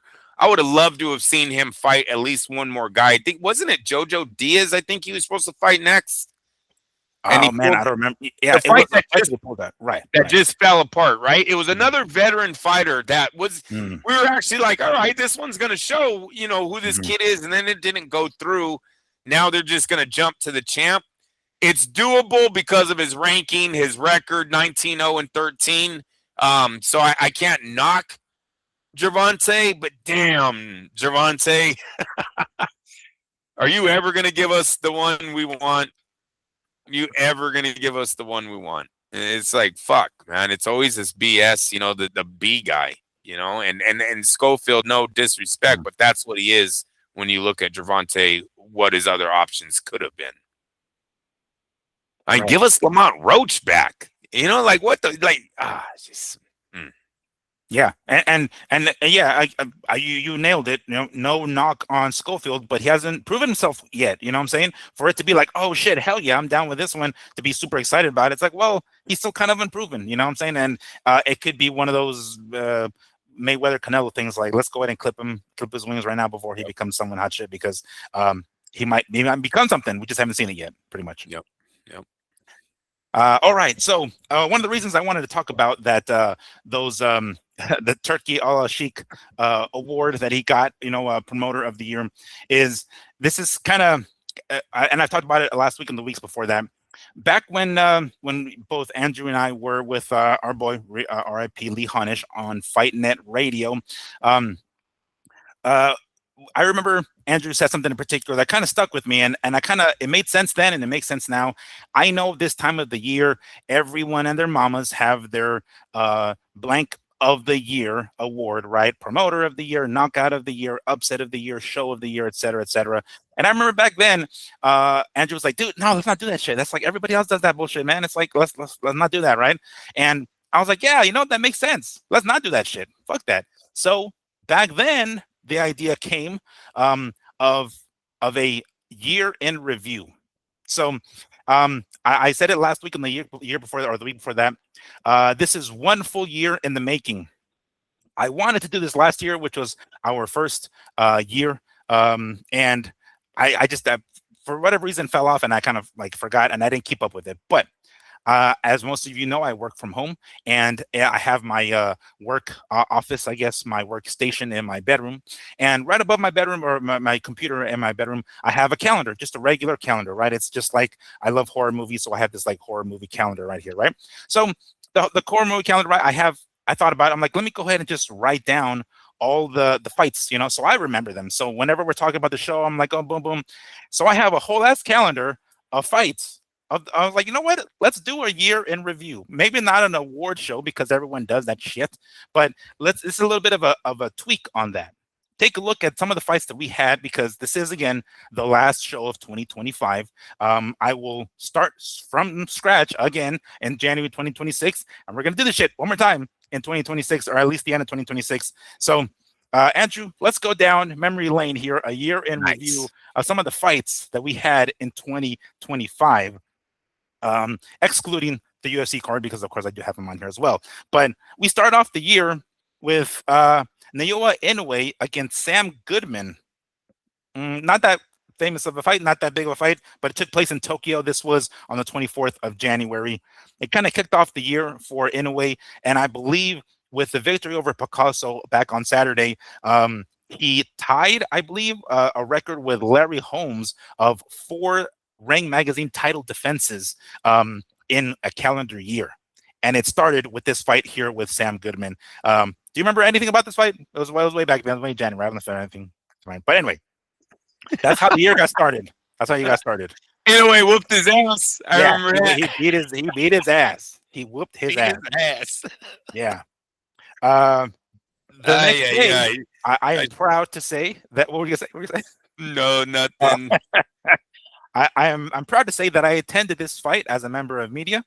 Diego Pacheco versus Steven Nelson took place at the Cosmopolitan here on the 25th of January. That was live on DAZN. Diego Pacheco coming away with the victory. Of course, he's still undefeated, possibly fighting Shiraz in 2026. But Diego Pacheco versus Steven Nelson, that was at the end of January of 2025. Not bad, huh? All right. We kick off February 1st, with David Benavides and David Morrell. All right, that wasn't too bad Yeah. of a card, right? That was pretty decent. Nothing crazy there, but that was a PBC pay per view. All right, Amazon Prime pay per view. Not too bad, not too shabby, right? Let's see here. We move on to the 15th. Jack Catterall. All right, fighting Arnold Barboza Jr. All right, and we have Oscar Duarte against Regis Prograis. Nothing major there. We also got Keyshawn Davis versus Denise Baranchek. This is where Keyshawn Davis won his belt for the first time. The lightweight title that he ended up fucking like losing in his next fight because he didn't make weight. And if you remember, I don't know, was this back when he had that issue where like people like he had that fight backstage? Was that what that fight? Because this was on a Friday. This was one of those like ESPN Friday cards. This was on the 14th. This was on I believe it was No, I think that was Valentine's his Day. last fight that he Oh, does okay. yeah, I think it's his last fight where he misses weight and then has a little scrimmage. That's a good point. That's a good point. Yeah, that's Yeah. right. That's the one. 24th, we have Junto Nakatani. Oh shit, he makes an appearance on here against this dude David Cuellar. Nothing to talk about there, nothing to write home about there. But anyway, moving on to March, right? Gervonta Davis versus Lamont Roach Jr. March 1st, Holmes. This was Brooklyn. We remember that one, right? I guess we haven't seen either one of them in action. Well, we saw Roach, but in December, of course, against Pitbull Cruz, which we'll get to. But anyway, those Big year for Roach. That's a yeah, big right? year. Yeah. Yeah. And was that Oh yeah, it was. Both of his fights were on pay per view. Both the Gervonta fight and the Pitbull Cruz fight were on Yep. PBC pay per view on Amazon Prime. All right, all right. Keith Thurman made a comeback in 2025, back in March, fighting Brock Jarvis. All right, not bad. Let's see here. And I'm trying to think of. I'm looking through some of these. Oh, Sebastian Fundora made title defense in March 2020, the 22nd. Not bad, not bad. All right, decent fight. Nothing major yet. Needs to be Uh, more active. yeah. Fundora needs to be more active. They need to get him up. The whole what junior middleweight seems to be. They all need to pick it up over there. They're young guys. It's time to Mhm. start fighting each other. You know. And it's a stacked division. So like, Yeah, let's get in the exactly. ring. Let's get in the Yep. ring on top of that. Um, Cepeda and Farmer rematch on the 29th of March. All right, Nice. that one was fun as hell. Um, Moving on to April. Let's see who we got here in fucking April. Johnny Beck fought in April. All right, nothing crazy there. This now, mind you, if you guys remember, 2025 was as we get into July was when ESPN actually ended or their contract, or I guess the contract ended with ESPN Top Rank. So some of these fights are like Friday/Saturday cards, but ESPN Plus cards. I gotta say, the first part of the year though, not too many bangers in that one. Yeah. There really wasn't, man. Mm-mm, mm-mm. 26 is looking way bigger than 25 was. That's weird. Yeah. Huh. Yeah, I know. I noticed that too. Right now that I'm going through it, I'm like, damn, there aren't a lot of fucking. I mean, I'm jotting them down right as throughout the year goes by. Yes. Um, Yes. Tim Zoo against Joey Spencer in April, That's a garbage fight. right? Oh, but we got our first banger. Chris Eubank and Connor Ben on the 26th Yeah. of February of April. Sorry, April. All right. So you know what? We gotta add Eddie Hearn to that list of promoters that might get the nod because didn't both of those fights do 80,000 plus? Wasn't it some enormous Tickets like the attendance. You mean? ticket Oh, sales? Yeah. I'm gonna have to look up at that. I know Yeah. I think the first one did. I'm not entirely sure about the second one, but I know the Second first one. one did. Yeah, those Crazy are good attendance. good fights. That was a good fight. And it was an entertaining fight, right? So that's like the Yep. first banger of the year. Now we're moving on to May, right? Let's see here. Canelo and William Skull. Right? Nothing crazy there. Yeah. Weird. But actually, this. I just skipped a few here. May is that 3-night card that we're talking about, right? Yep. That was Yep. Times Square Friday, May 2nd, right? With Rolly and Ryan, and then Devin and Ramirez and Teofimo and Barbosa. Damn, how times have changed. You know, Ryan was the main event. Now Right. we got fucking Teofimo and Shakur coming up here. And that was Friday. Then Saturday, yes, William Skull and Canelo. Nothing crazy. And then Inoue and Ramon Cardenas. And that was, I believe, Cardenas actually dropped Inoue, which is like the surprise. That fight ended up being off the hook. It basically mopped the floor with the whole weekend because that was the fight that kind of saved the weekend. The other fights were kind of lackluster, all of them on this card here, in addition to Canelo's fight. But that kind of saved that weekend. Remember that fight was pretty tight now? Yes. Yeah. Yes, it was. Another morning fight too. Yes, it most certainly was. Yeah, I'm looking at it right here, because that one was from Japan. All right, and then man, you know, it's funny that you brought that weekend up because damn, I'm looking back, I'm like, damn, that weekend sucked, except for that anyway fight. But holy hell, the fuck, guys. All right, Navarrete made a fight. Let's see, fought on the 10th. All right, against Charlie Suarez. Not very notable there, right? All right. Let's see here. Leo Angelo fought later on in the month, the 20. Josh Taylor against a couple of other guys. Let me see here. Versus, damn it, you know what? I'm really bad at reading my own fucking handwriting. But I think in another life I was supposed to be a doctor because of how terrible my handwriting was. But anyway, Leo Angelo fought in May. 31st of May, we got Caleb Plant and Jamal Charlo on a twin bill. That also was here in Las Vegas. That was the upset. Caleb Plant losing to Jose Armando Resendiz, and Jamal Charlo basically beating the snot out of Thomas Lamana, fortunately. Might be one of the upset of the year right there. Yeah. That was a big letdown for Caleb. He was on to big things after that if he would have won that fight. Yeah, it's very, very true. Unfortunately, there aren't any major fights in June, at least not worth noting. I'm sure there were some. Some of these like pages, I didn't write anything on there because sometimes I just kind of forgot. But I went back and I did it afterwards, and then I was like, shit, there wasn't shit in June. Fuck that. As a matter of fact, we came across the same thing in October. October, we were gonna get who was it? The Fundora and Thurman, I think we were gonna get, and that fell through, right? So it didn't happen in October. Unfortunately, that meant there aren't any major fights in October. So that skips us to July, July 12th weekend. Shiraz and Berlanga. Oh shit, that's pretty Yeah. bad. Nope.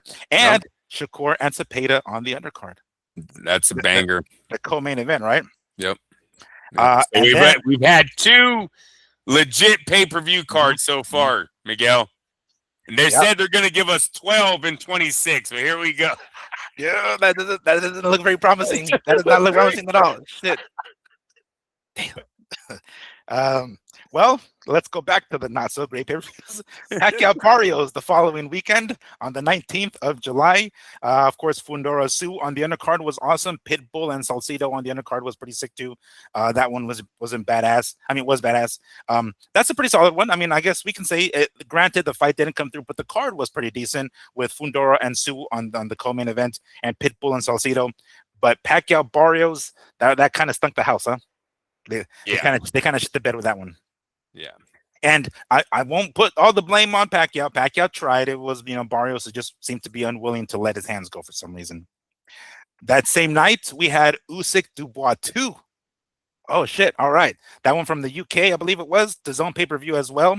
Hey, that's a pretty solid one. No, I mean, do you think that was Usyk Dubois 2? What do you think about that one? That was a DAZN one also. DAZN pay-per-view. It was a DAZN card. It's a decent fight, but I mean, I don't think it compares right now. I have Eubank Ben 1 as the fight of the year. What do you think about that? I like what you're doing. I'm kind of just trying to jot down a list as you're going through the review. You know what I mean? But yeah, I like the.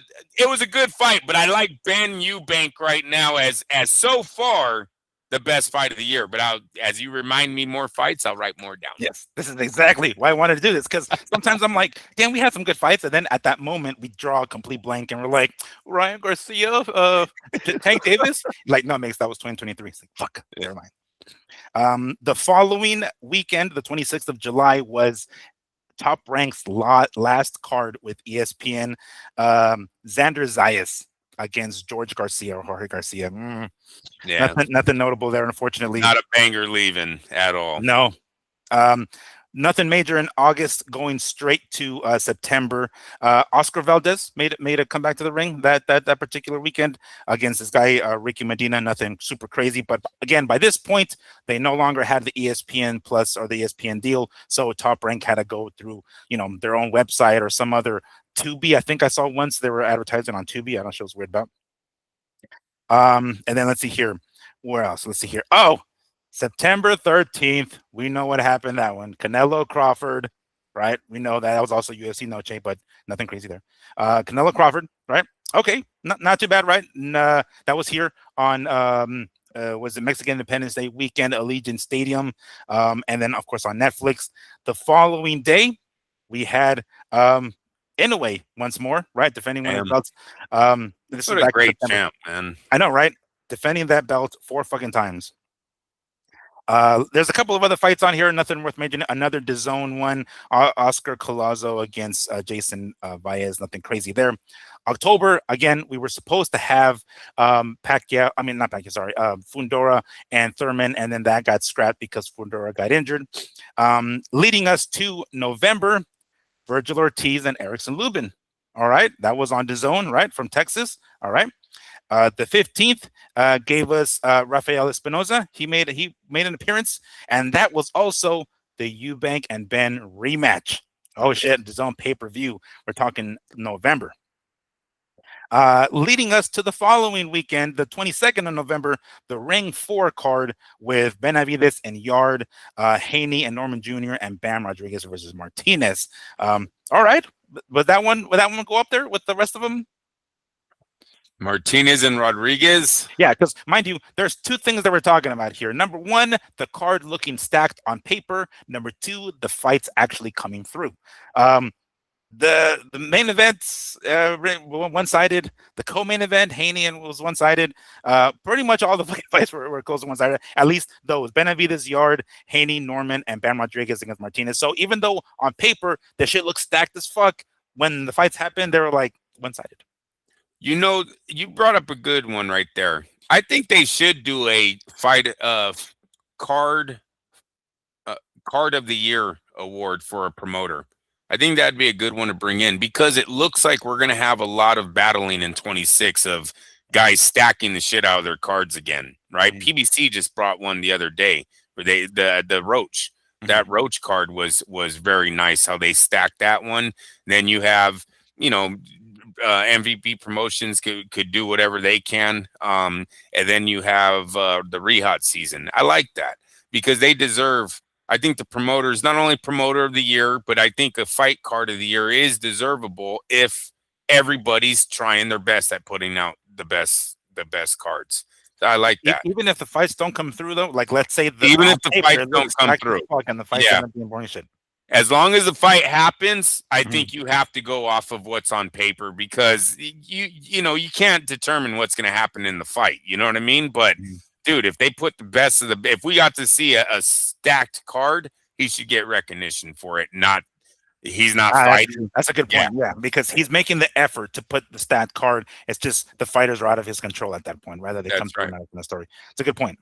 And it just gives them another thing to point at on the wall when they're trying to sign the younger guys, right? He could be like, look, I've won card of the year this many times. You know what that has done for these fighters in their careers, yada, yada. I like that one. Yeah. So far, I have Pacquiao as comeback of the year. What do you think of that? Because of his age and what he did against Barrios. I'll take it. I'll take it. Yeah, because I mean, it was a big event. It was a pretty big event. It made boxing hot, at least during that particular July weekend. It was like, oh shit, the summer blazer of the fucking summer, right? It's the comeback of Manny Pacquiao. So that moved the needle quite a bit. Even though the fight ended up shitting the bed. Draw. It sucked. Unfortunately, it went that way. But the attempt was made. It moved the needle enough. Yep. I like, and then dude, off of what you just said, I have Plant ending as upset of the year. I think that guy Rosendo is going to get that get that award. Promoter, I already told you guys I have MVP. Fight of the year, event of the year. I think it's event of the year. Canelo Crawford probably has to win it. But Ben Eubank comes a strong second, man. I know Eddie's going to be arguing that one especially because what they gave us in the ring, right? It wasn't just about the event. It wasn't just a build-up, but it was also coming through in the ring. And how about I make this right? Event of the year is going to be Canelo Crawford. Fight of the year, I think they're going to give it to Ben and Eubank. So fight of the year is Ben Eubank. Event is Canelo Crawford. And fighter of the year will be Inoue because of what you said earlier about him matching Larry Holmes for defense of the ring title. You got to give that you got to recognize that, right? You got to respect that shit when guys are doing stuff like that. So we bang that out hella fast, bro. We still got one more month. We got December. Oh, right. We got what? Oh no! I said, "Oh, I'm waiting to hear." Yeah. We got one more. Kicking off. Oh, you know what? I was going to ask you this. Should we? I mean, again, it stunk. But should the card of the year maybe go to that one? The one in May, right? With Teofimo on it and Devin and Ryan. That one looked like it was going to be stacked. Unfortunately, the fights didn't come through the way we thought. But maybe that was the card of the year, huh? Definitely. No, definitely. You got to give them that. That was 3 main events really back in the day. Those all could have been main events, Yeah. Start kicking off December 6th, Pitbull, Roach. That fight happening on Amazon Prime pay-per-view in San Antonio. That was on the 6th of December. Then last weekend or a couple of weekends ago, Diego Pacheco against Kevin Sajo. Nothing. It was a fun fight. If you guys watched it, it kind of made Diego look a little more beatable. He was dropped and everything. So definitely opened some eyes on Pacheco there. Tim Tszyu made a comeback. This I think it was the 17th of this month. The 19th, Anthony Joshua Jake Paul. Happened, last week or a couple of weeks ago, week and a half ago. And then we end with this ring 6 card or 5 card with Naoya, Inoue, and Picasso. Well, it started off great, right? The fucking the month with Pitbull Cruz and Roach. That was on Amazon Prime pay-per-view. That was a pretty solid card, right? I mean, the main event was fun to watch. Who do you think gives him runner-up for Fighter of the Year in a way? Man, I know the easy answer would be Crawford because of what he did. But Right. He only fought once. I He only know. fought once, and I mean, like in the long run, as a whole, maybe. But damn, I don't know. Let me go back to this. Hey, that's why I'm thinking we give Roach that slot. Yeah. They got to put out there. He had a knockdown that wasn't counted, man. He had a champion turn his back and walk to his corner that wasn't counted. There was 2 things that happened there. You know what I mean? Like, Yeah. And then coming back and facing Pitbull at a higher weight division, and at least give him the respect of putting him on the list. I think the ring should do. Yeah, Inoue gets it, and Lamont. I think Lamont's there. Crawford's definitely there because of what he did. I don't know who else. Skull. No, I'm just kidding. I just thought Would I said William Skull. That was a joke. Oh, no, but yeah, that honorable mention for sure. Right? Honorable mention. A close second, Roach. And I know everybody wants to say Crawford because of what he did, but just when you fight only once, it would have been badass if he did it. If he did 2, even if he did 2, I would have been like, all right, I would have given him that. Let's say he fought, I don't know, fucking Boots Ennis or something like that, right? Let's say he fought Boots Ennis, some shit like that, right? Actually, come to think of it, didn't Boots fight? What the fuck? I'm fairly certain Boots fought at some point this fucking year when he beat Stanionis, but I must have not wrote it down. So didn't move the needle, Miguel. You know. Yeah, I guess not. I suppose not. He unified the weight class. It definitely should have. I want to slap my own wrist because I didn't write this shit down. God damn it. Fail. This is the first time I've done this, guys. All right. And then Diego Pacheco the following week, around the 13th against Sajo. That was fun to watch. If you guys remember that one, that was good.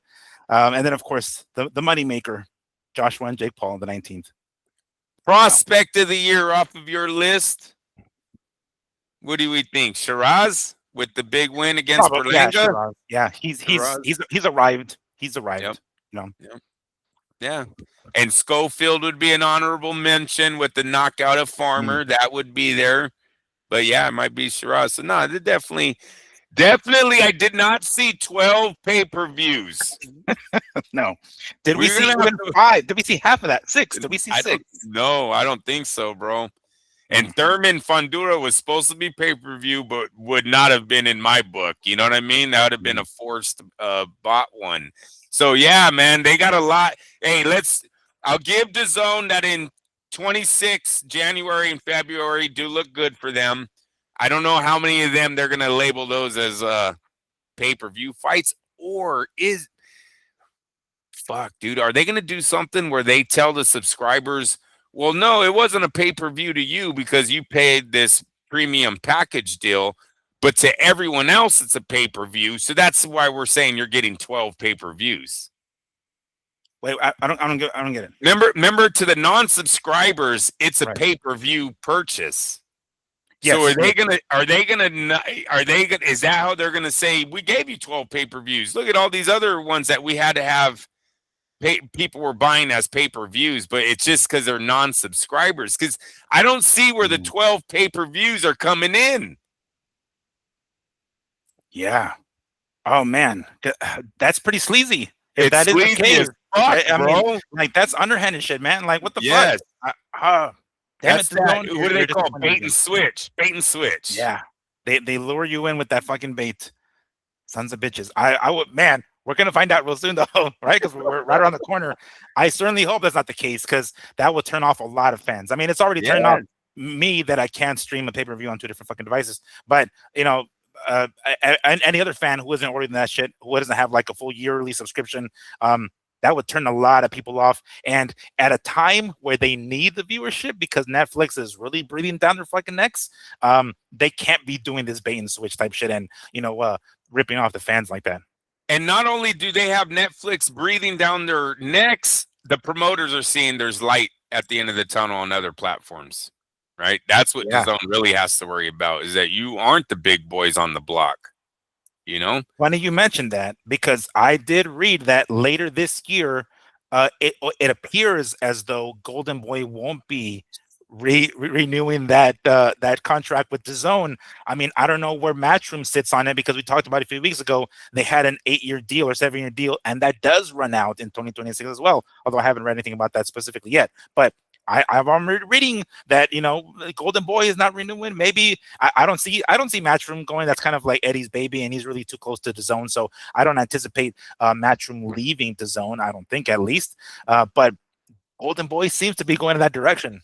Yeah, and Top Rank's still out there. Netflix could grab both of those and turn into HBO. Yeah, that is true. Swore we said that one time. Yeah. No, several weeks ago, and no more than like half an hour ago, we could say Netflix becoming the next HBO. All right, well, that was fun. I want to do that.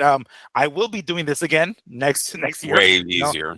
Nice little year in review. All right, you can take a look at which guys deserve what. Not an official like casting a vote kind of shit. We don't like to do the same thing that everyone else does. But I thought a year in review will be tight, and I will be doing that again because holy hell, we have January already kicking off. We might even include the TKO cards on this fucking thing and see how that goes. Because hey, I'm all right. Yeah, I'm very interested in TKO in January. We're gonna see what cracks off, man. It's gonna be weird. It's gonna be weird. It's going to be a very interesting time to be a boxing fan in 2026. And that's going to do it for this year. Andrew, did you have anything else you wanted to add to this before we call it a year? No, that was a great show. It's been a great year. 2026 looks to be bigger. So hopefully we just grow with the sport, and I'll try to add some more. You know what I did this weekend? I watched the AWE wrestling. AEW, yeah. I watched it yesterday with Giovanni. We didn't watch the whole thing, but yeah, we have it all, Miguel. Oh my God, you want to watch it? Giovanni was so excited, bro. Like we have wrestling on the TV. Was that damn Severin?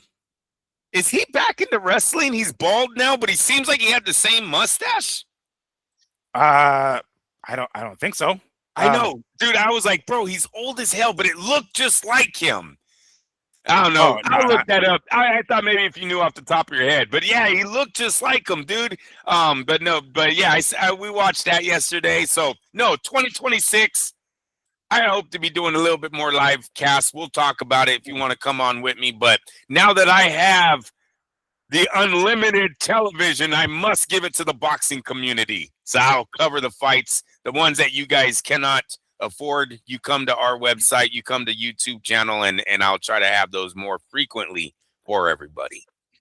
Yes, we will live vicariously through you, Andrew. Anytime it's like, oh shit, I don't want to order this shit. Oh, Mad Boxing. Let's go to the YouTube channel. Let's check this out and let's listen to these guys follow along with it. And maybe I will toss in my hat on one of those boxes at some point in 2026 because I don't want to pay for no damn 12 pay-per-views. But that is going to wrap it up for us here and this last show of 2025. Of course, as always, guys, we appreciate you guys watching, and we hope that you will join us for 2026 as well. Subscribe, share, like, comment, because we like hearing from you guys as well. So we anticipate the same. You can anticipate the same from us in 2026. And as I mentioned once more, Wednesday there isn't going to be a show on Wednesday because it's New Year's Eve and we're going to be out partying, getting fucked up. But until the next time we see you, next Sunday, it'll be officially 2026 then. So please, we will welcome you back as we always do. And this is going to wrap it up for 2025. We appreciate you guys staying with us for as long as you have. For my co-host, Andrew, don't get it twisted, Lapache, I am Miguel Antonio Barragan, aka Fight Feed Migs, and this has been Mad Boxing Show, or Mad Boxing for short. We appreciate you guys watching. We'll see you guys next year. Peace.